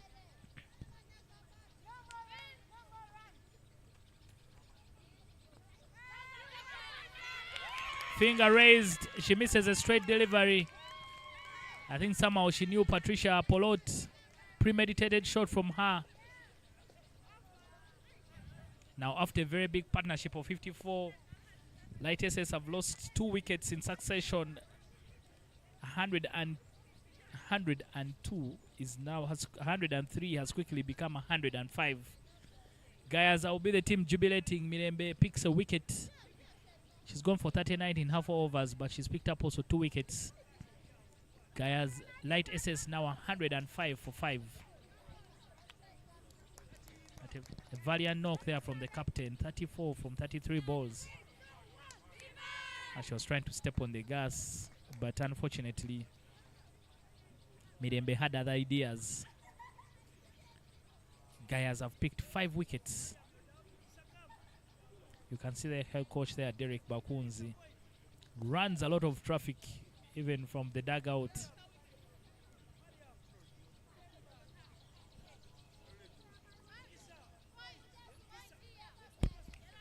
Into bat for Light SS is Ajego Claire, a wicket keeper for Light SS.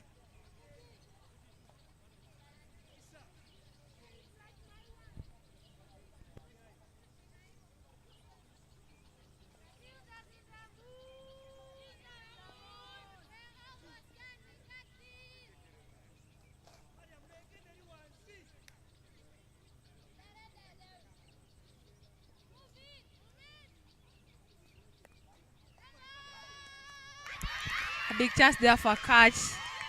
This time round taken by the keeper. It was going to go over her head, but big effort there from her. She takes her one hand, gets the ball, and big celebrations there. Wicket after wicket for Gayaza. Light SS is for 6.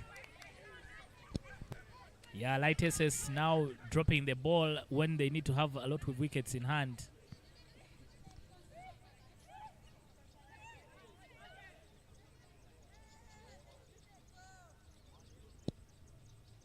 This is when you need to step on the gas and have enough wickets on board. Again, unfortunately, Light SS.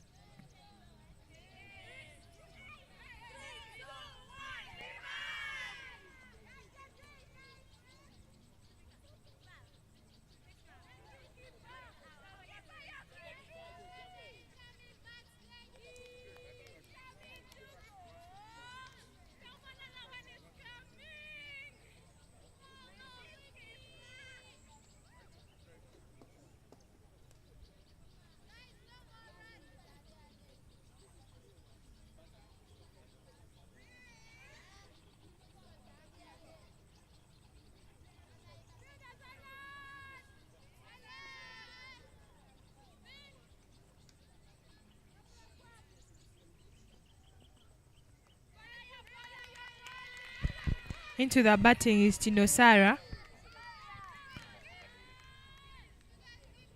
Duku Rehema came back into the bowling attack to bowl her last over. She has only conceded 8 runs and has gone for 2. But her bowling spell has been economical for her team. Being the captain, she has really led by example.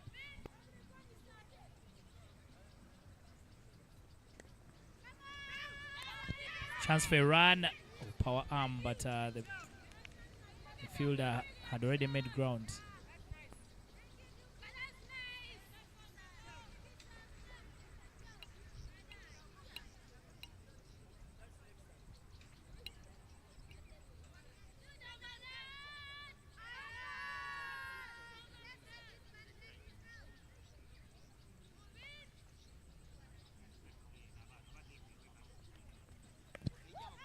Up in the air, but no one interested to land safely.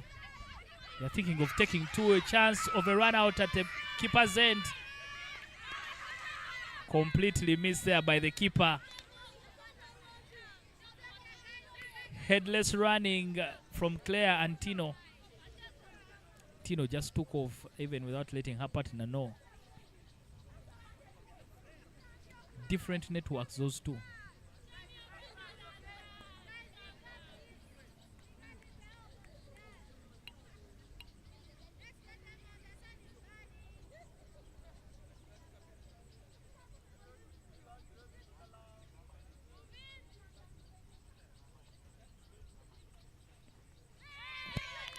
Swing and a miss.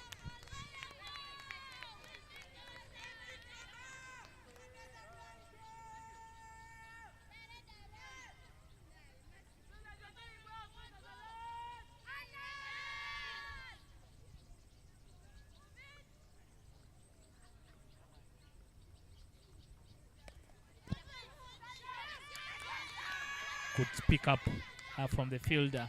Just pick up. Fantastic effort there from Gaza and the field.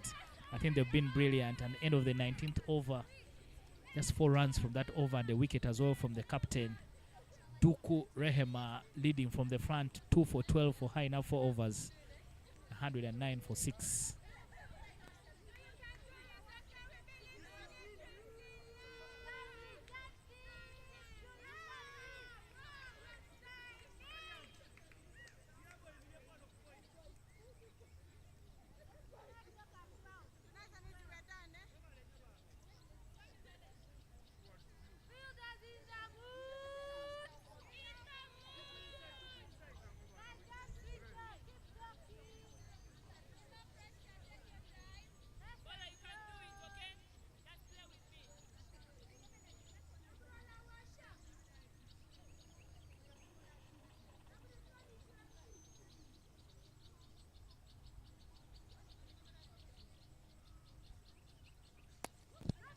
Sacha Drusilla comes into the attack.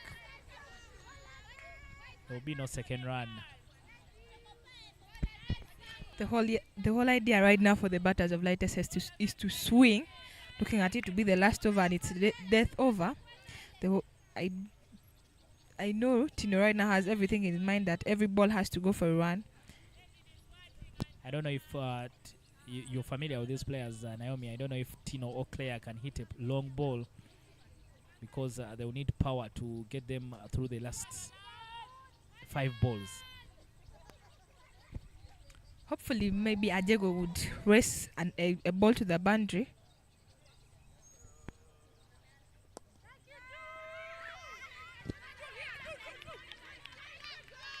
Top quality effort there from Drusilla.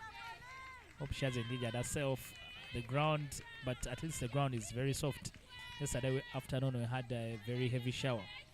You can see nearly poking a catch. Claire Ajego, you mentioned Naomi that Claire is a strong one, but in that effort I didn't see any power. Pardon me, it's Tino on the strike aspect now. As I was saying, Ajego can rest the ball to the boundary, but Tino's effort maybe would get for us the singles for Ajego to be on the strike.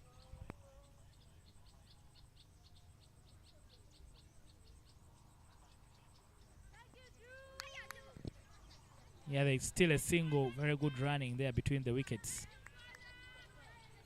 The good thing about that is that Ajego was already interested in the run, so she had already made a good start. She needs to be careful so that she's not run out at the non-striker's end.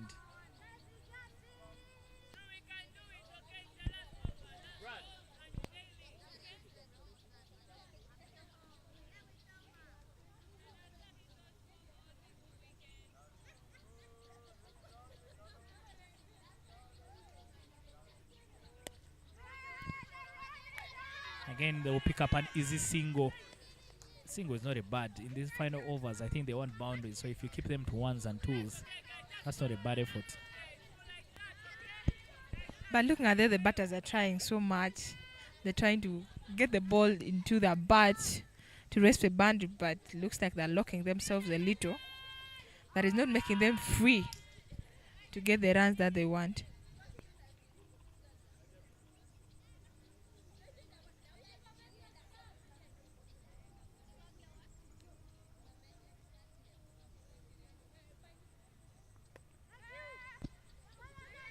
Tino runs it off her bat. Bit of lazy fielding there from the fielder. Baba Zihana had to come around to do the cleanup, get a double.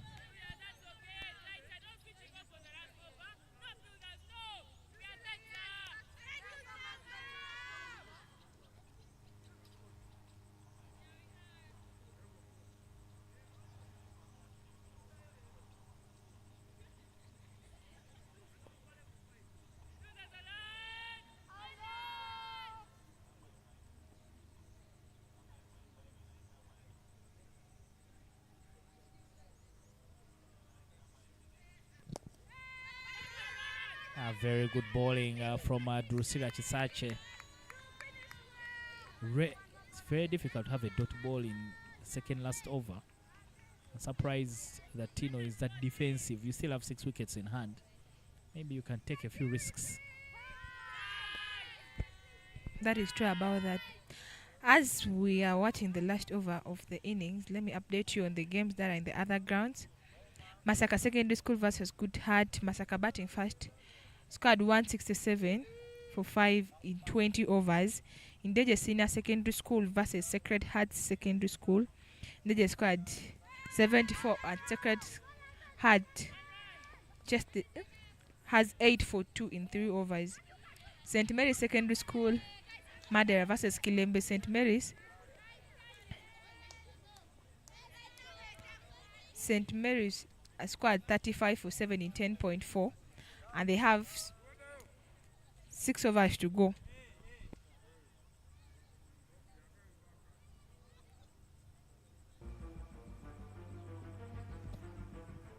That concludes the first innings of this particular match. Gayaza finishing on 100. Light SS finishing on 117 for 6. Light won the toss and elected to bat first.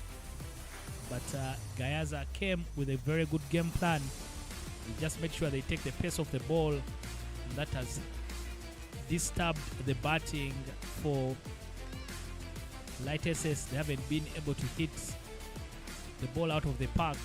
But a very strong partnership between the captain and Mercy Kongai put them in a very good position. They put on 54 together to help Light SS finish on 116. Gayaza coming up brilliantly to pick a couple of wickets at the back end. Rehema with 2 for 12, Miriam with 2 for 38, and Hannah Babas with 1 for 16. The captain for Light SS leading the way, Apollo Patricia 34 from 33 balls, and her partnership with Kongai Mercy 20 from 23 got them in a very good place. 118 is what Gayaza will need from 120 balls if they are going to pick up a victory. You can look at the groups there. Still very, very tight between Sacred Heart and Madera for who will finish in the second place in Group B. But Light SS are comfortably through to the semi-finals.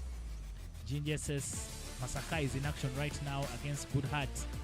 They need a very, very big victory to lift them above Ginger SS, who are in second place in Group A.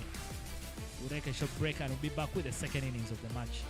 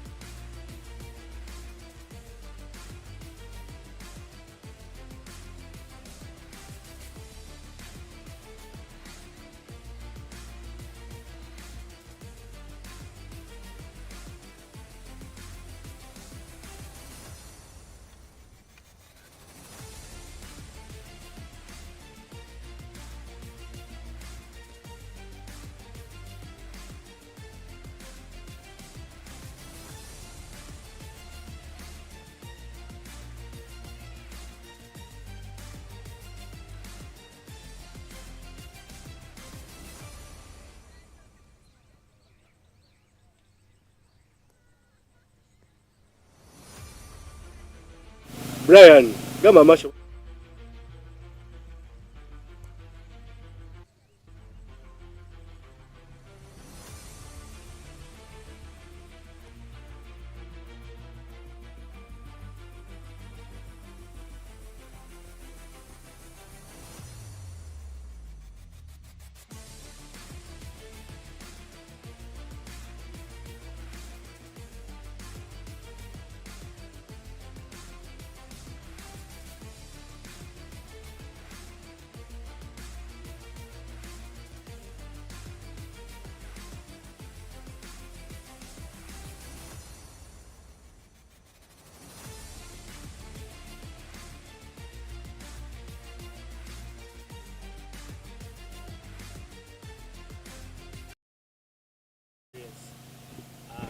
girls have had in this tournament?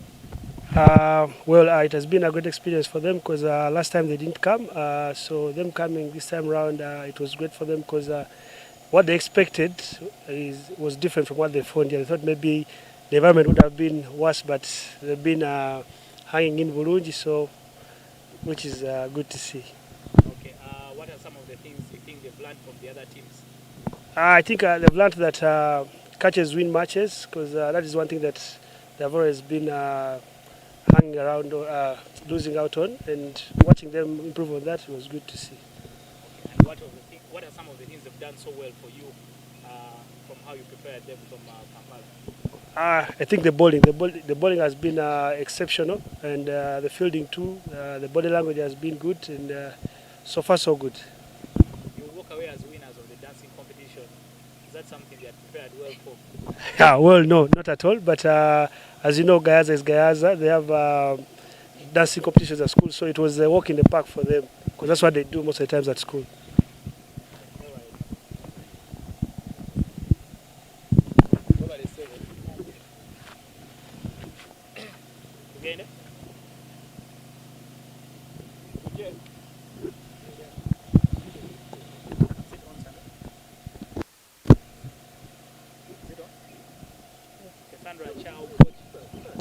Sandra Chow, the coach for Light SS. You have made the semi-finals. What have you done well in the group stages to get you here? Well, actually, in the group stages, we have won so far all our games because the preparation has been ongoing. It wasn't something easy. So the girls have been putting in their time so far. That's why they're able to win all the matches. What have you done well in the group stages to get you this far? Actually, in the group stages, our bowling was more tight. In every game, we had to ensure that we restrict the batters from average score. As you get into the business end of the tournament, what do you want to do so well to make sure that this time you don't lose in the final? Mostly, we are good at bowling, so we'll have to ensure that our bowlers do their best to ensure that at least we have to take this trophy home.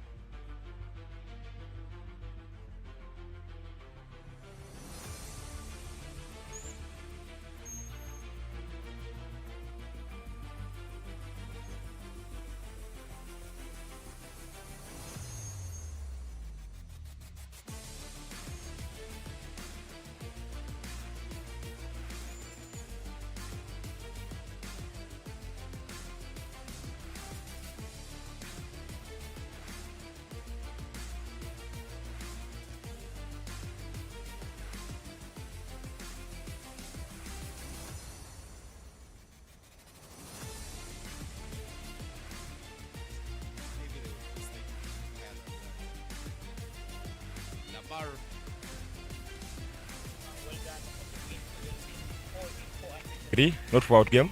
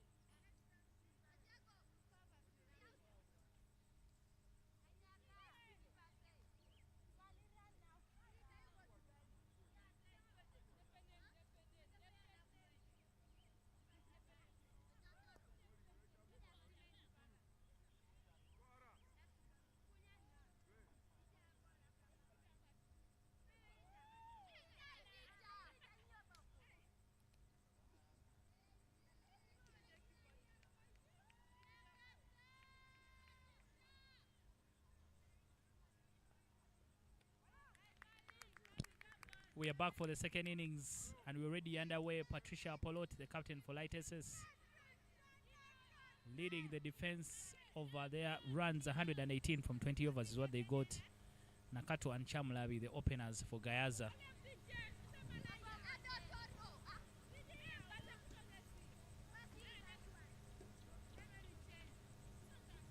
Yeah, the umpire making sure that safety first, an important element of the game. The wicketkeeper has to have a helmet.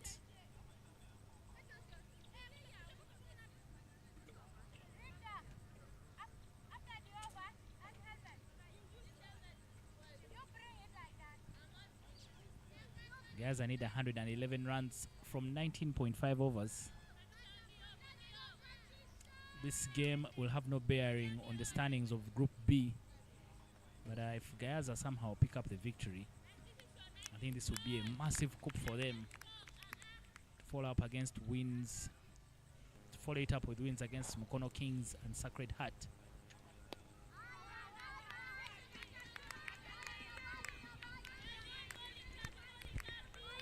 Lighters is a team that is full of spinners, likes of Apollo Patricia, Ariago Michelle.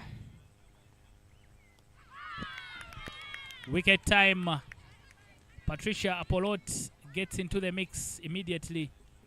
Nakato loses her stump. Gayaza loses their first wicket with no run on board.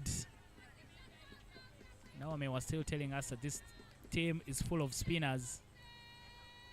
And I also know that they pride themselves in their bowling because they know whatever total they put on board, they will be able to defend it. This team, as I said, has various spinners, leg, off, that tend to be a challenge to several teams. By the time Lighters manages to be the winner of the qualifier this year, it was a little challenging even for Lila High School to play their spin. So I believe they're more of a bowling team than even a batting team. Though they can put runs on board that teams usually find it hard to chase.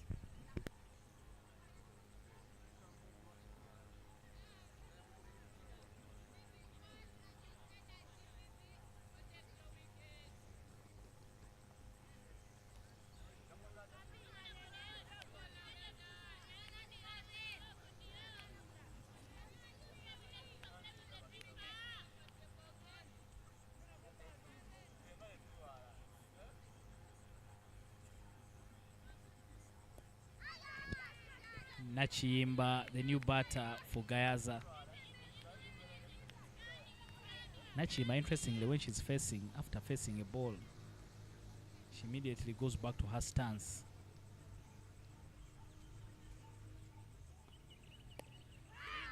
Pops up in the air. And a simple catch given there from Nachiimba. Gayaza lose their second wicket with only one run on board. Nachimba will have to go without troubling the scorers. The Lighters don't have any problem in defending that score. They only, looking at the way the captain has started leading in the first over, I think the whole strategy is attack the stumps. Any blunder, they have the wickets on the board, because having the first over already 2 wickets down, they seem not to have that time to be wasted. Instead, just making the work easy, putting the ball onto the stumps and making it challenging. Looking at the replay there, that was a nice leg spin from Apolot. Easy catch there for Kongai.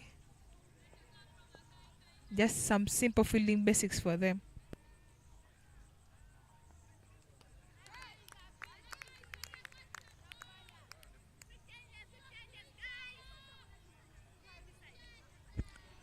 Quick over there from Apollo Patricia, only conceding 1 run, which was a wide, having 2 wickets. If it wasn't for a wide, I would say it was a maiden wicket over.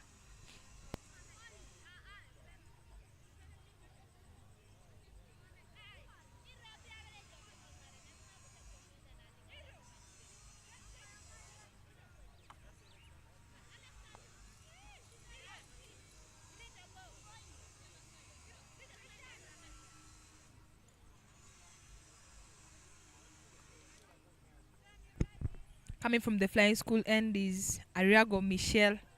Also a spinner. As I said, this team is full of spinners. A few of seamers who are even rarely used in the bowling spell.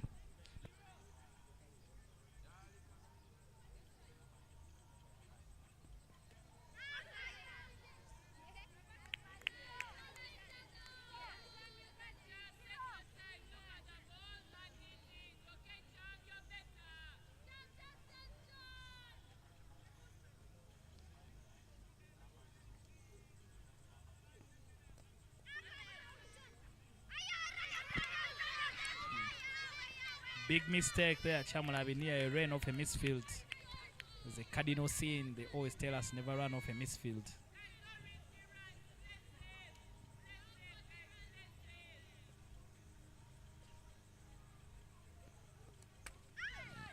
Swing and a miss.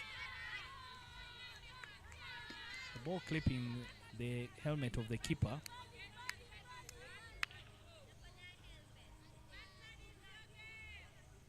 Ariogo Michel.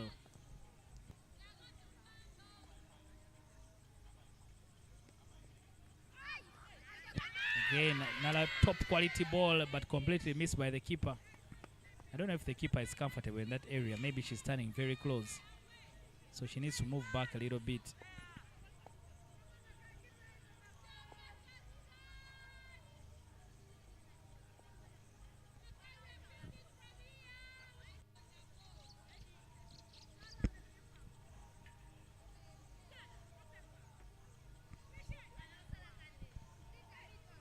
There's several voices coming out from the dugout of Gayaza, reminding the batters to play safe, to keep their eyes on the ball.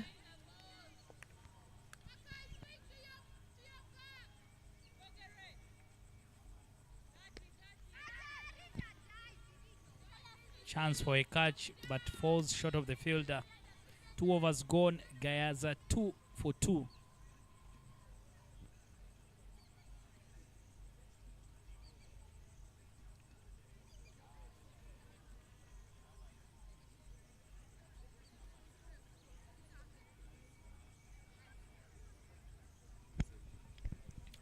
In the other games, in the other grounds, Masaka SS against Good Heart Secondary School. Masaka SS won the toss and opted to bat, setting a score of 167 for 5 in 20 overs. In the Gayaza is now 3 for 3.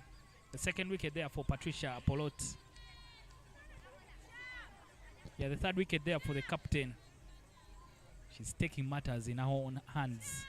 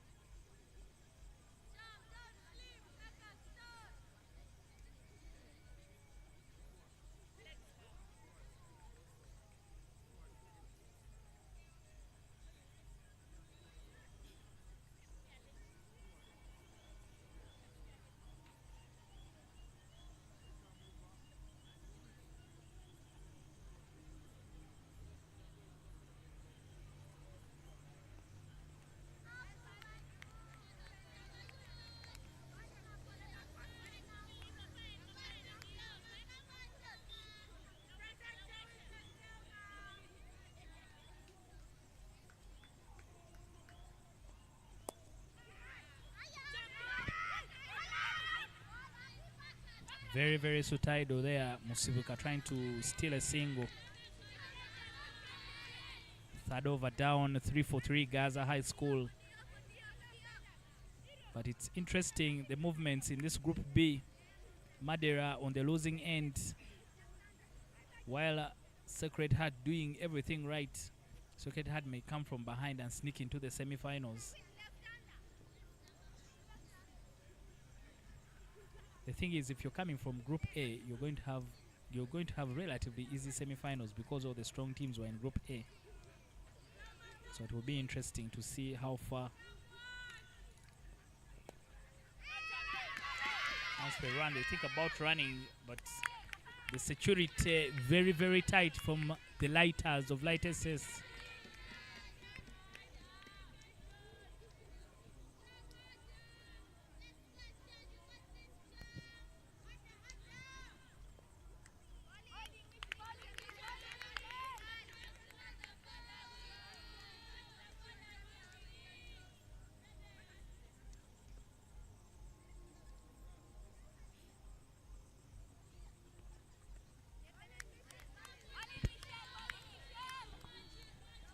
Another tidy bowling there from Ariago Michelle, who has not conceded any run, and yet she's bowling the second over of her spell.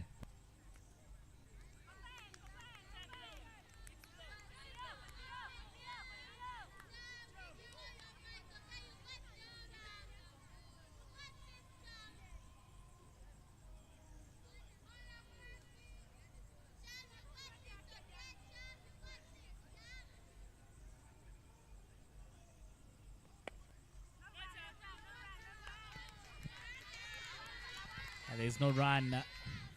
Everyone around the bat for Light SS. So they are making sure that if you're going to score runs, hit the ball over them. And see their coach very, very calm and not worried any bit, Sandra Achao. End of the fourth over, another maiden over from Ariogo Michelle. 3 for 3 after 4 overs.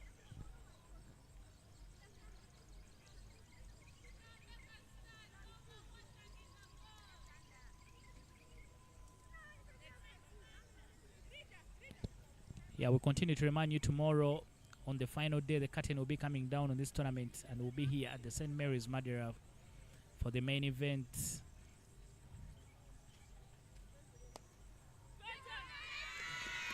Good connection there from Musibika. They'll pick a single. And everyone who's able to come through tomorrow will have free Wi-Fi connection courtesy of Renew Mesh.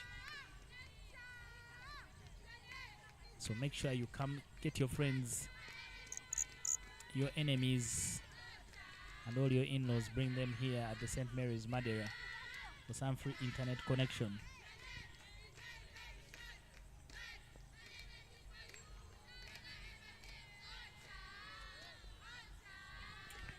Swing and a miss for Chamulabi.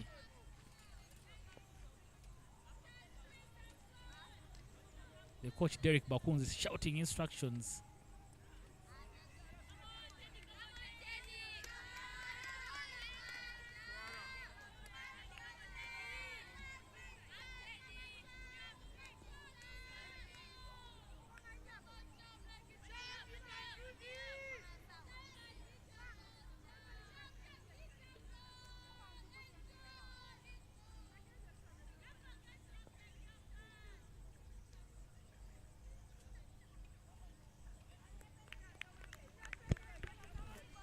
A good comeback there from Manyite. After delivering a wide ball, comes back into that dot.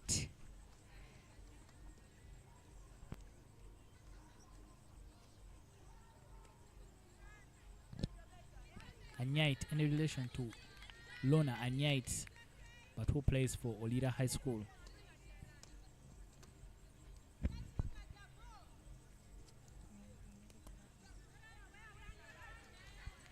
Actually, such names are common in the Teso region. Anyite, if I'm to translate it in English, it means grass. So it's just a name that is usually used around here, but they're not related.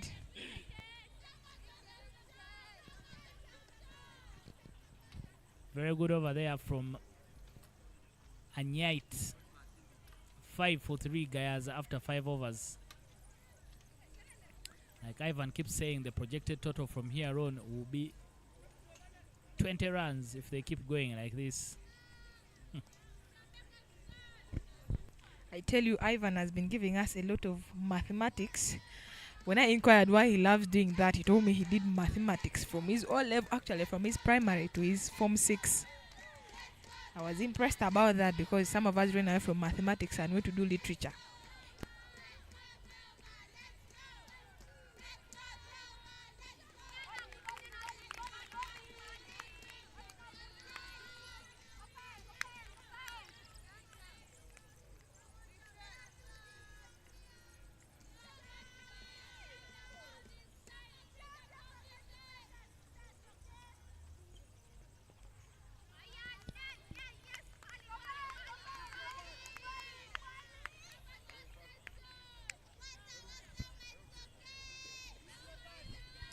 Changing the bowling attack is Christina Aguti, a medium pace bowler.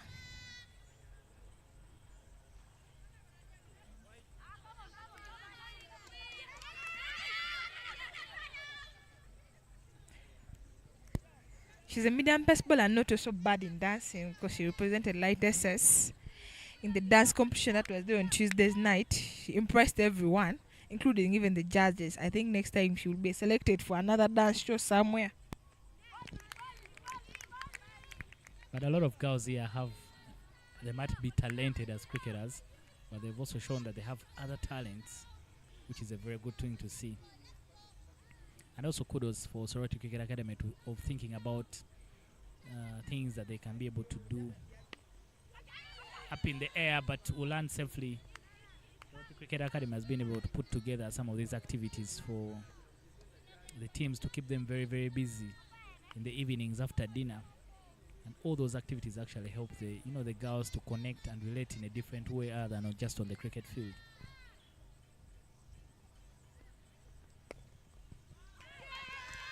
Good connection. Comfortably get a single.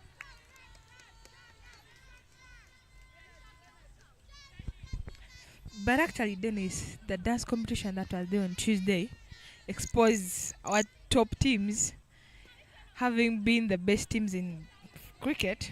They really didn't show any talent in the dance. Olila and Light SS kind of didn't show up, but GAYAZA surprised us and showed us that dancing is still running in their blood.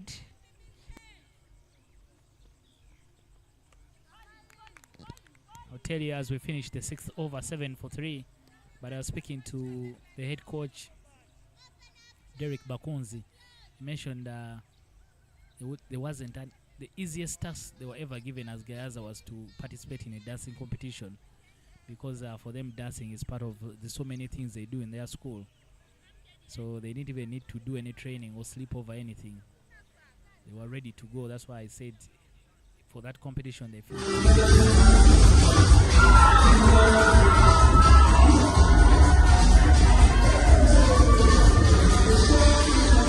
brilliant effort there. Total teamwork, everyone in sync with the other. So top quality stuff from the team in GAYAZA. We fall shortly, but chance for a run out. And it's given Chamlabi, unfortunately, short of her ground. GAYAZA losing their 4th wicket.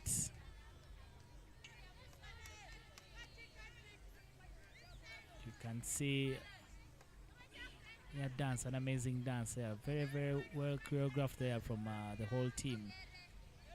I'm wondering, I think that's the captain who is even at the front. Duku Rehema. She leads from the front in the white shirt in everything. Please, you can do this at home. The dancing that GAYAZA has done is totally allowed. And we'll thank them for bringing the vibes to the Girls Cricket Week in Soroti City. We're back on the action here. They've just lost their 4th wicket. Chamlabi losing, being run out 7 for 4 is where GAYAZA is at. But at least we've given you a light moment. And their dance celebration. Well done to our producer, Marshall and Brian, who are managing the production here in Soroti City. Yeah, that's a run out.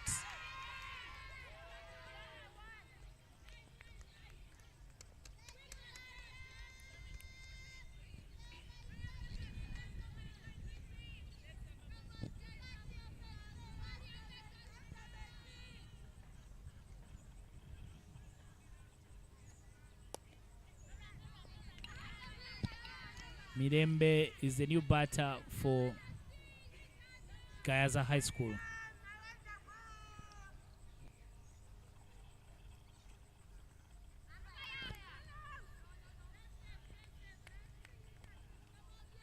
Hey, but the coach, Derek Bakun, is still also mentioning that he's been impressed by the bowling of the girls and their body language, given the amount of time they had to train together.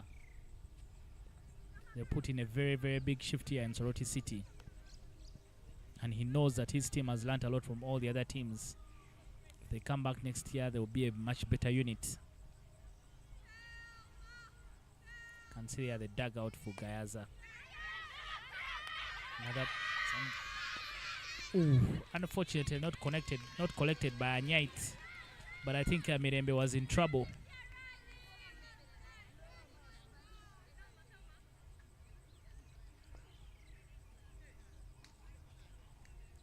Seven overs gone, 9 for 4.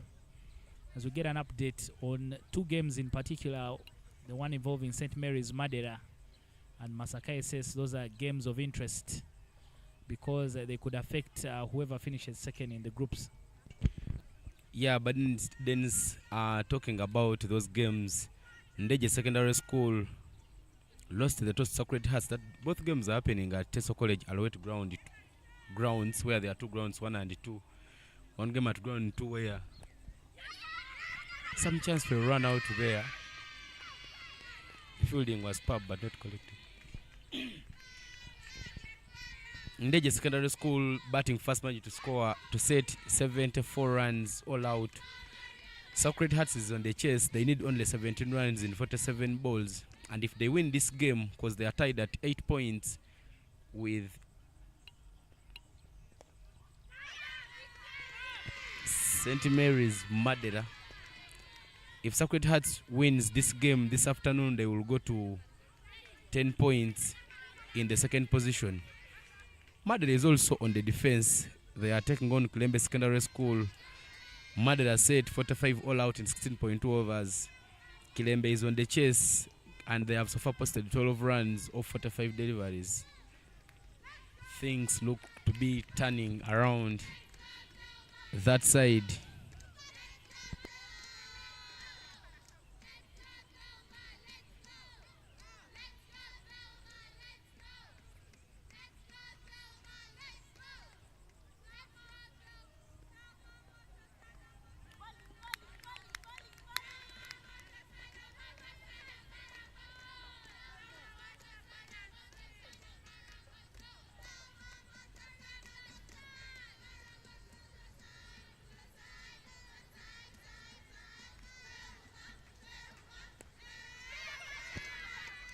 Oh, catch taken.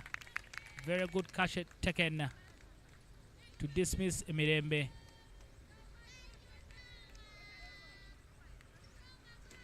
GAYAZA lose their 5th wicket. 11 for 5.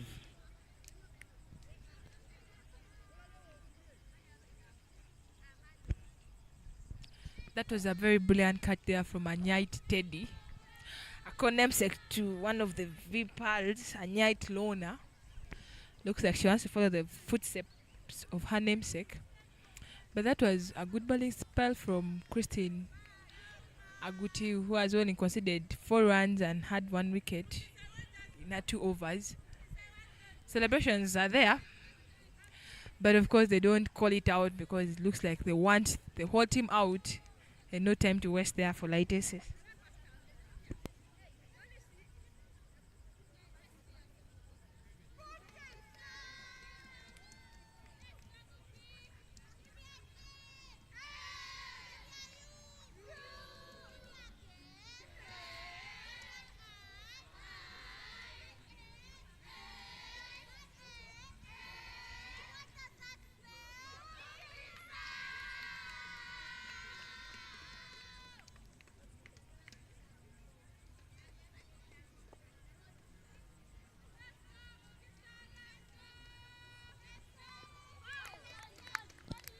Mukisa, the new batter for GAYAZA High School.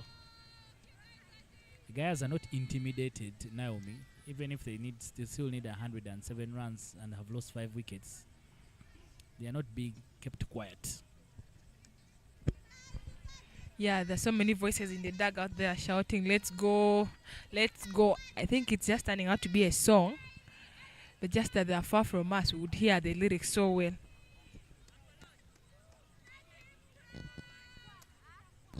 GAYAZA High School scored only 15 all out against Madeira. They're now 11 for 5. The captain, Patricia Apollo, back into the attack.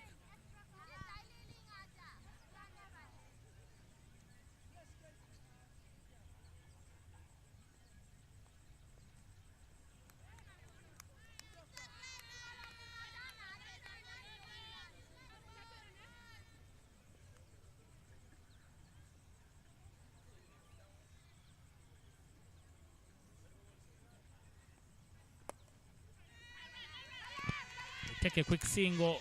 Ooh, takes a shot, the stumps. Risky running from Musibika and Mukisa. Picked 3 wickets so far, Patricia.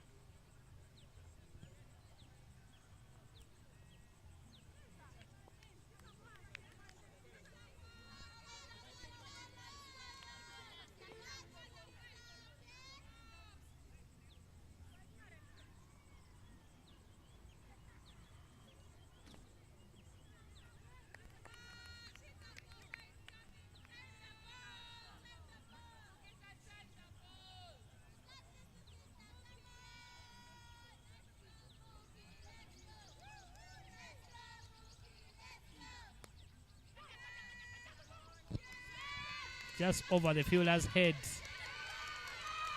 Should be able to pick up 2 runs. What is such a power arm? Good work from the keeper, but they only get a double. It looks like the way Musibika is striking the ball, if we had 3 Musibikas, I think they would be racing for that score. Because that's what GAYAZA right now needs. 4 wickets for Patricia Polot. After giving flowers to Musibika, unfortunately she uses her wicket. You miss a hit stuff there from Patricia Polot. And GAYAZA lose their 6th wicket.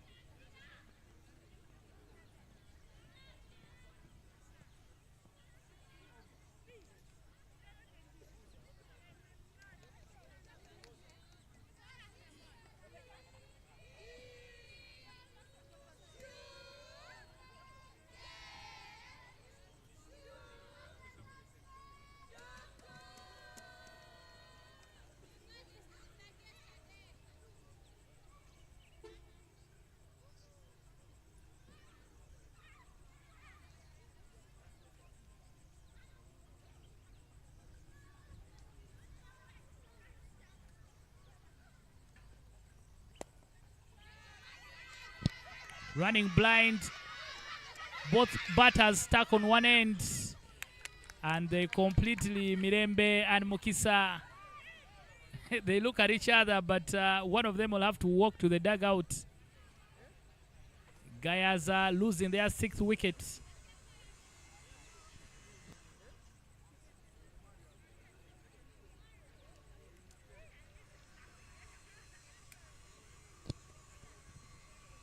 Look at the run out there. Mirembe, both batters running to both ends. Mirembe and Drew, both of them stuck on one end.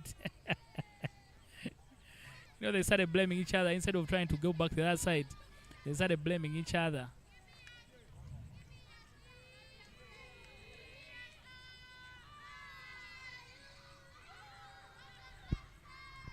Mukisa, the one who had to sacrifice herself.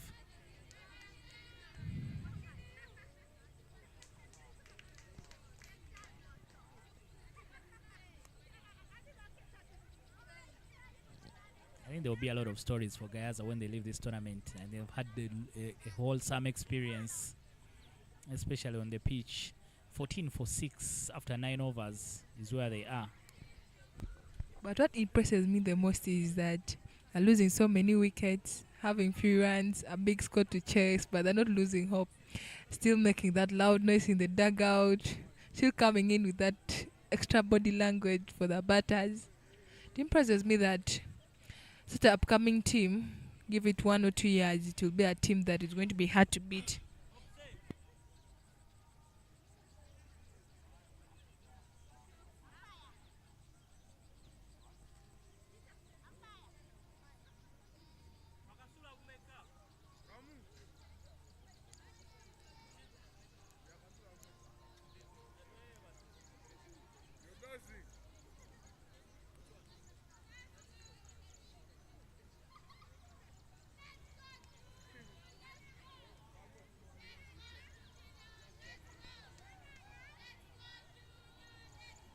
$14 for 7 is where Gayaza is.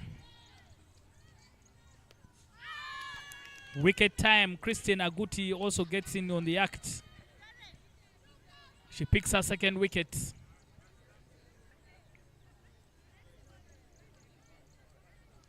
Gayaza now quickly 14 for 8. Inside 10 overs.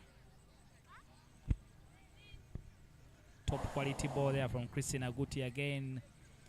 Bringing the stumps into play. You miss a hit. Chisache Durusilia had no answers for that bowling. Straight through the gate.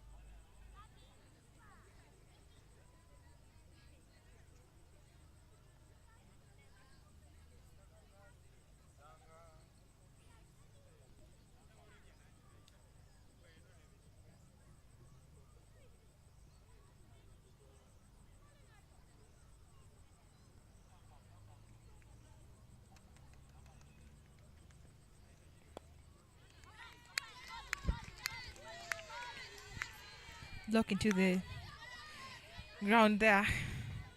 Mukumbi has come not to hit, but I think to play off the overs, because the overs are still very many for Gayaza. 10.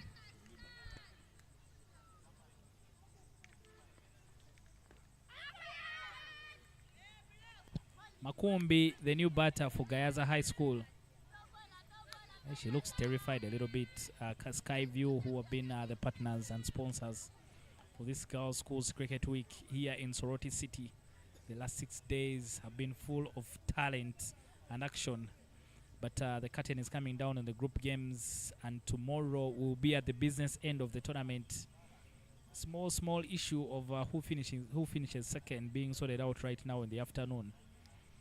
Madeira might just drop the ball because Sacred Kings out of nowhere are finding victory.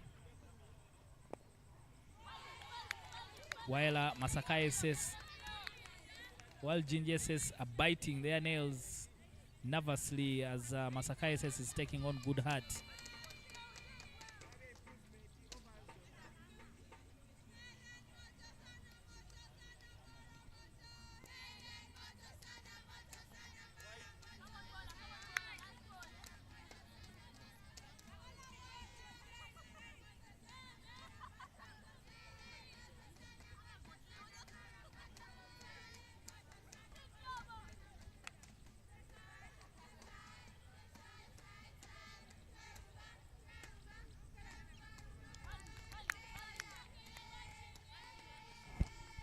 That marks the end of the 10th over, half of the innings.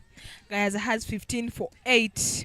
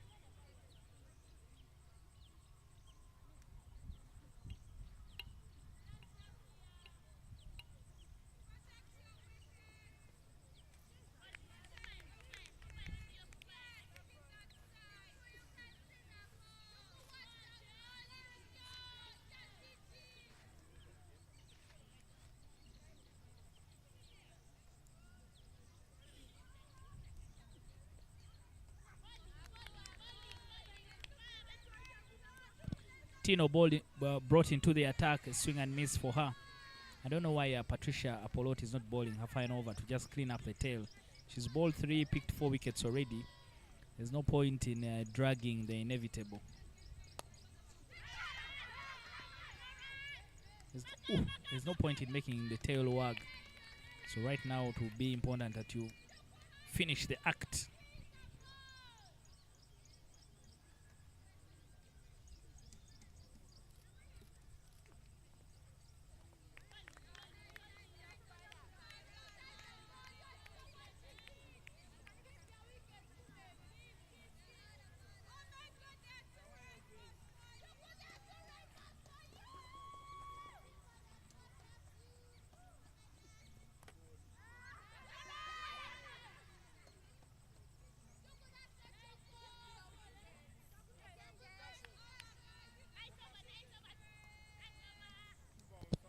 End of the 11th over, a maiden over from Tino.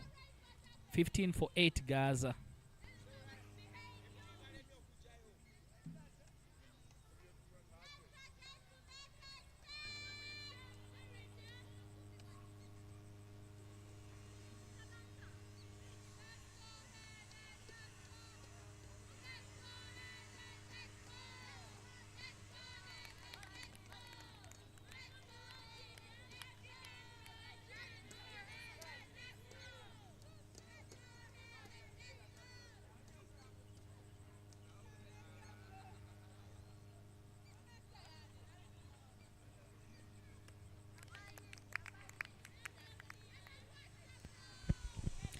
Still a good bowling spell there from Christine Aguti, who has bowled 3 overs, bowling her last over and has only conceded 5 runs and 2 wickets.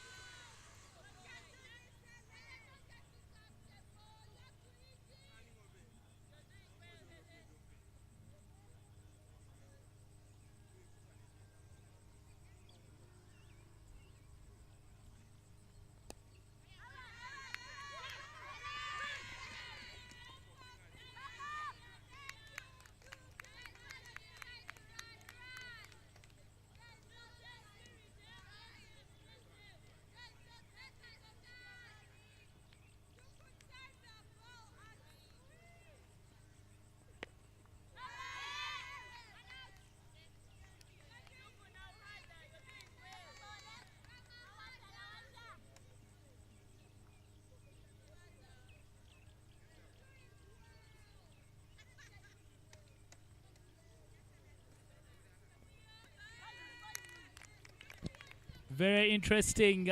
That second position in Group B,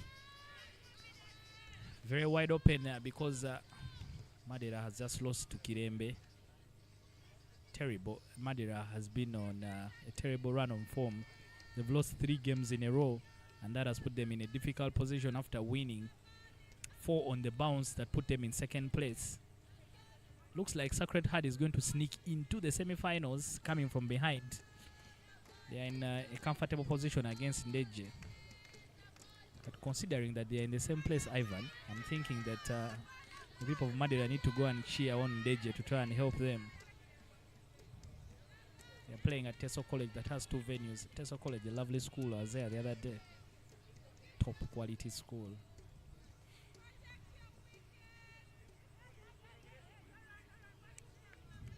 I'll have only good words to say when I go back, Naomi, about Soroti City. I've had a very good time here. If you don't mind, you would first tell us some of those good words that you're going to talk when you leave Soroti.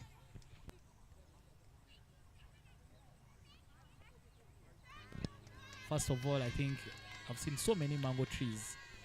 So I've never eaten this many mangoes in my life. Because in Kampala, you have to spend a lot of money buying the mangoes. But also I've enjoyed Kalo from day one. The best Kalo I think the most I've ever eaten in my life. And very nicely done at Archie's restaurant somewhere in town. So, and also one of the days we had it, I think the teams had it at dinner. So I've been very, very impressed by Soroti City. But also, of course, I think the people are amazing. The people of the land, amazing people. I'm considering making sure I come back here quickly. I can't believe it has taken me so many years of my life before I came here.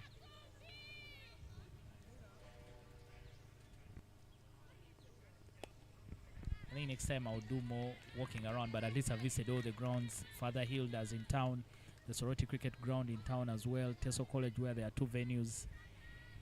I think there's a lot of work being done, very good work being done by the Sorority Cricket Academy.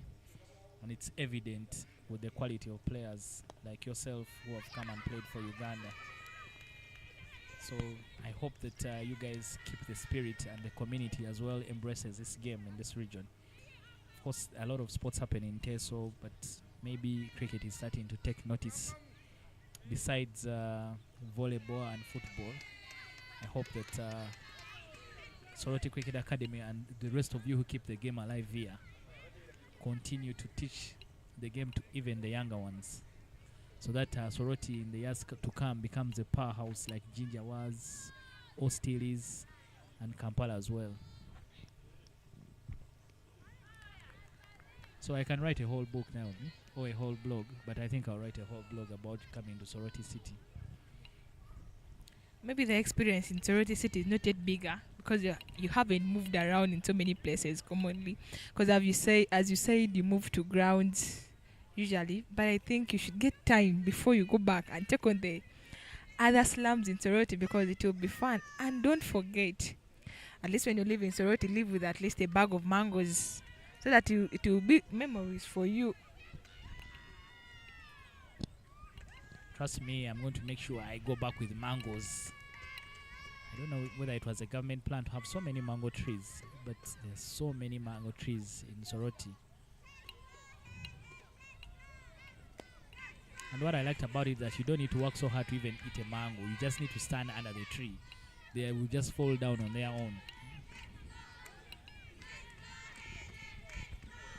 It seems like the generosity of the people in Sorority is also represented by the trees, because by the time you stand under a tree and a mango falls on its own. Yeah, there's a route that we pass by. There are mango trees we pass by when we're going to the school. I always see children out there not even making an effort of not trying to shoot them down. They only just come and peek every day and then they go away.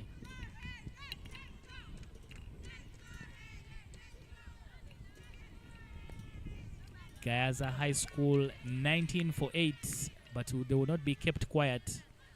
Makumbi and the captain Duku Rehema.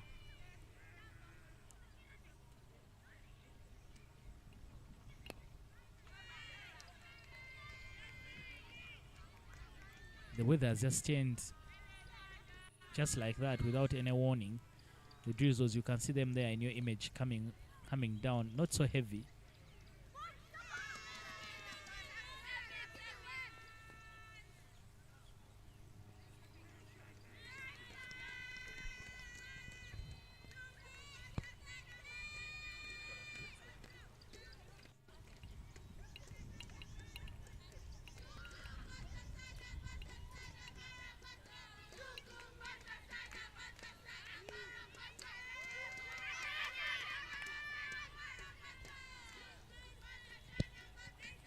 I don't know if Sorority, their plan is, I mean Light SS, their plan is to give everyone a chance.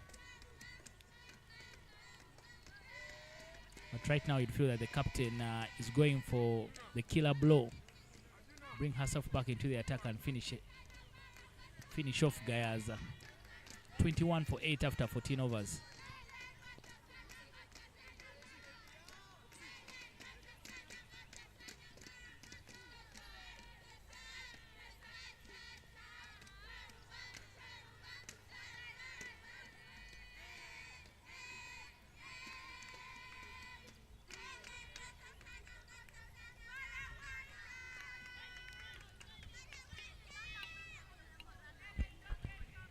Updates in the table standings of Group B. Sacred Hearts managed to take the second place, qualifying to play the semi-finals against Olila High School, as we just said. The number 2 in Group B will be playing number 1 in Group A, and number 1 in Group B will be playing number 2 in Group B. In Group A. So, still waiting for the update on the Group B second place team, which we are not sure of until the game of Masaka comes to an end. And against the run of play, Gayaza lose their 9th wicket, 21 for 9. Duku, the captain, Rehema, ran out.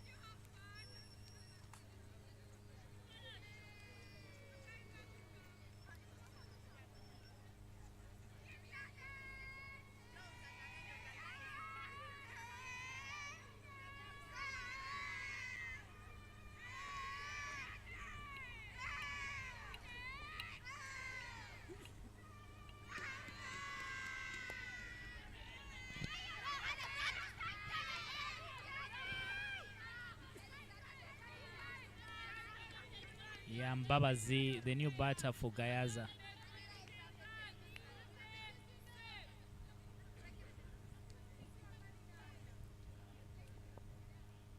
And the teammates encouraging the others to make sure they just play safe.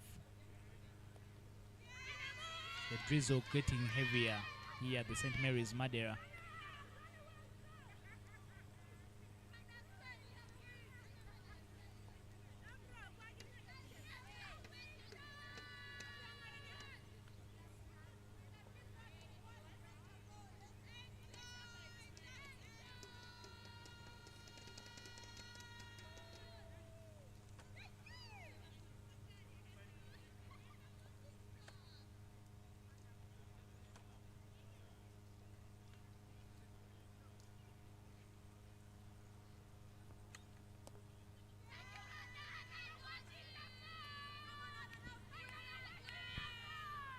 In Group B, it looks like Madeira will miss out on a semi-final place.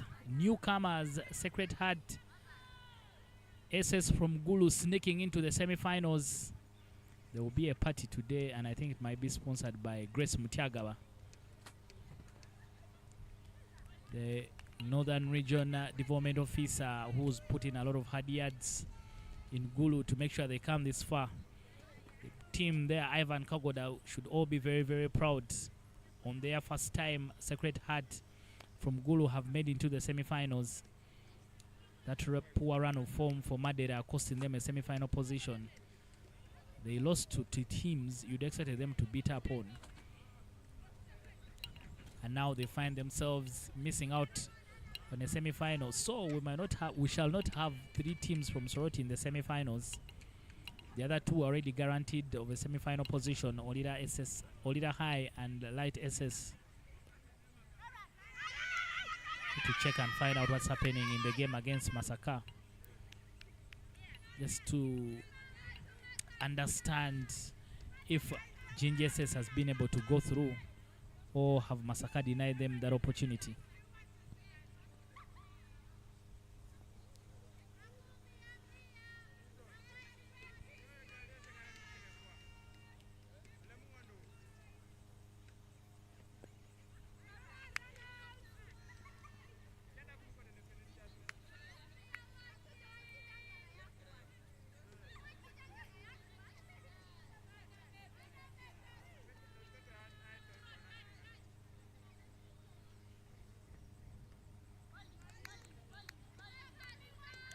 Ariogo Michelle hasn't picked a wicket, but she's been tied. She's gone for just 1 run in 3.3 overs. Make that 3.4.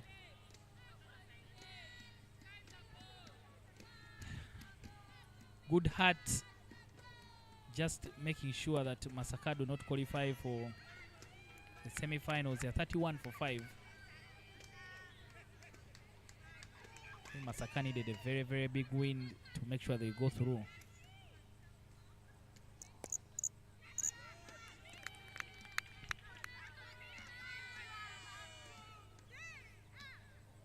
Yeah, I think the plan for GAYAZA right now is just to make sure they play out all their overs. 22 for 9 after 16 overs.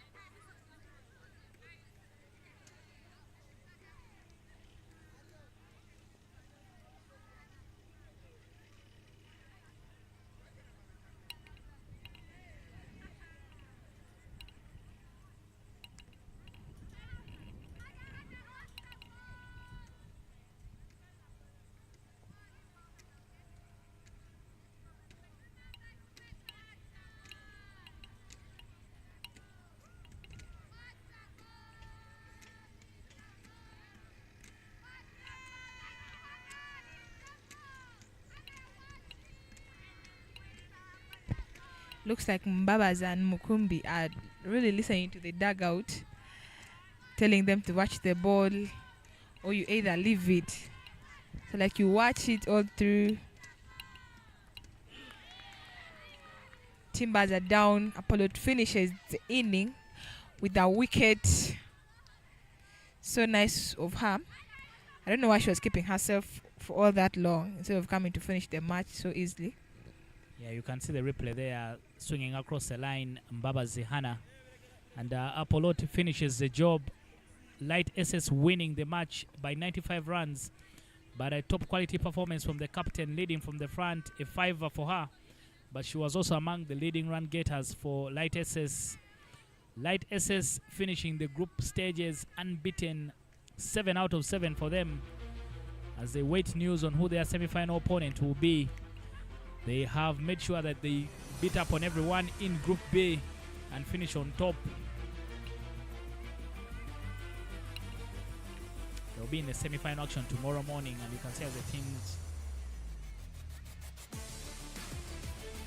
share a handshake. Light SS will be in the semi-finals tomorrow morning, while Olida will also be in another semi-final. Olida will be taking on, to look at the groups again.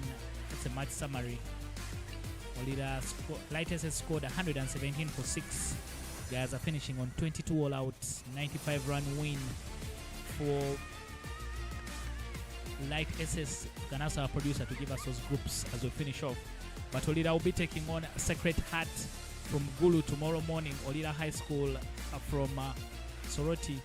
You can see Sacred nicking a semi-final position at the end there. Their win against Ndeje has helped them leapfrog Madera, who've been warming that second position for most of the tournament. A poor run of form, Madera losing to Kirembe this afternoon, but they've lost 3 wickets on the bounce.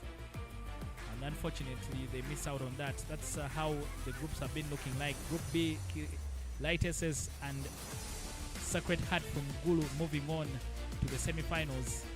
But it also looks like in Group A that Ginger SS did just enough in the morning to make sure they get a semi-final place.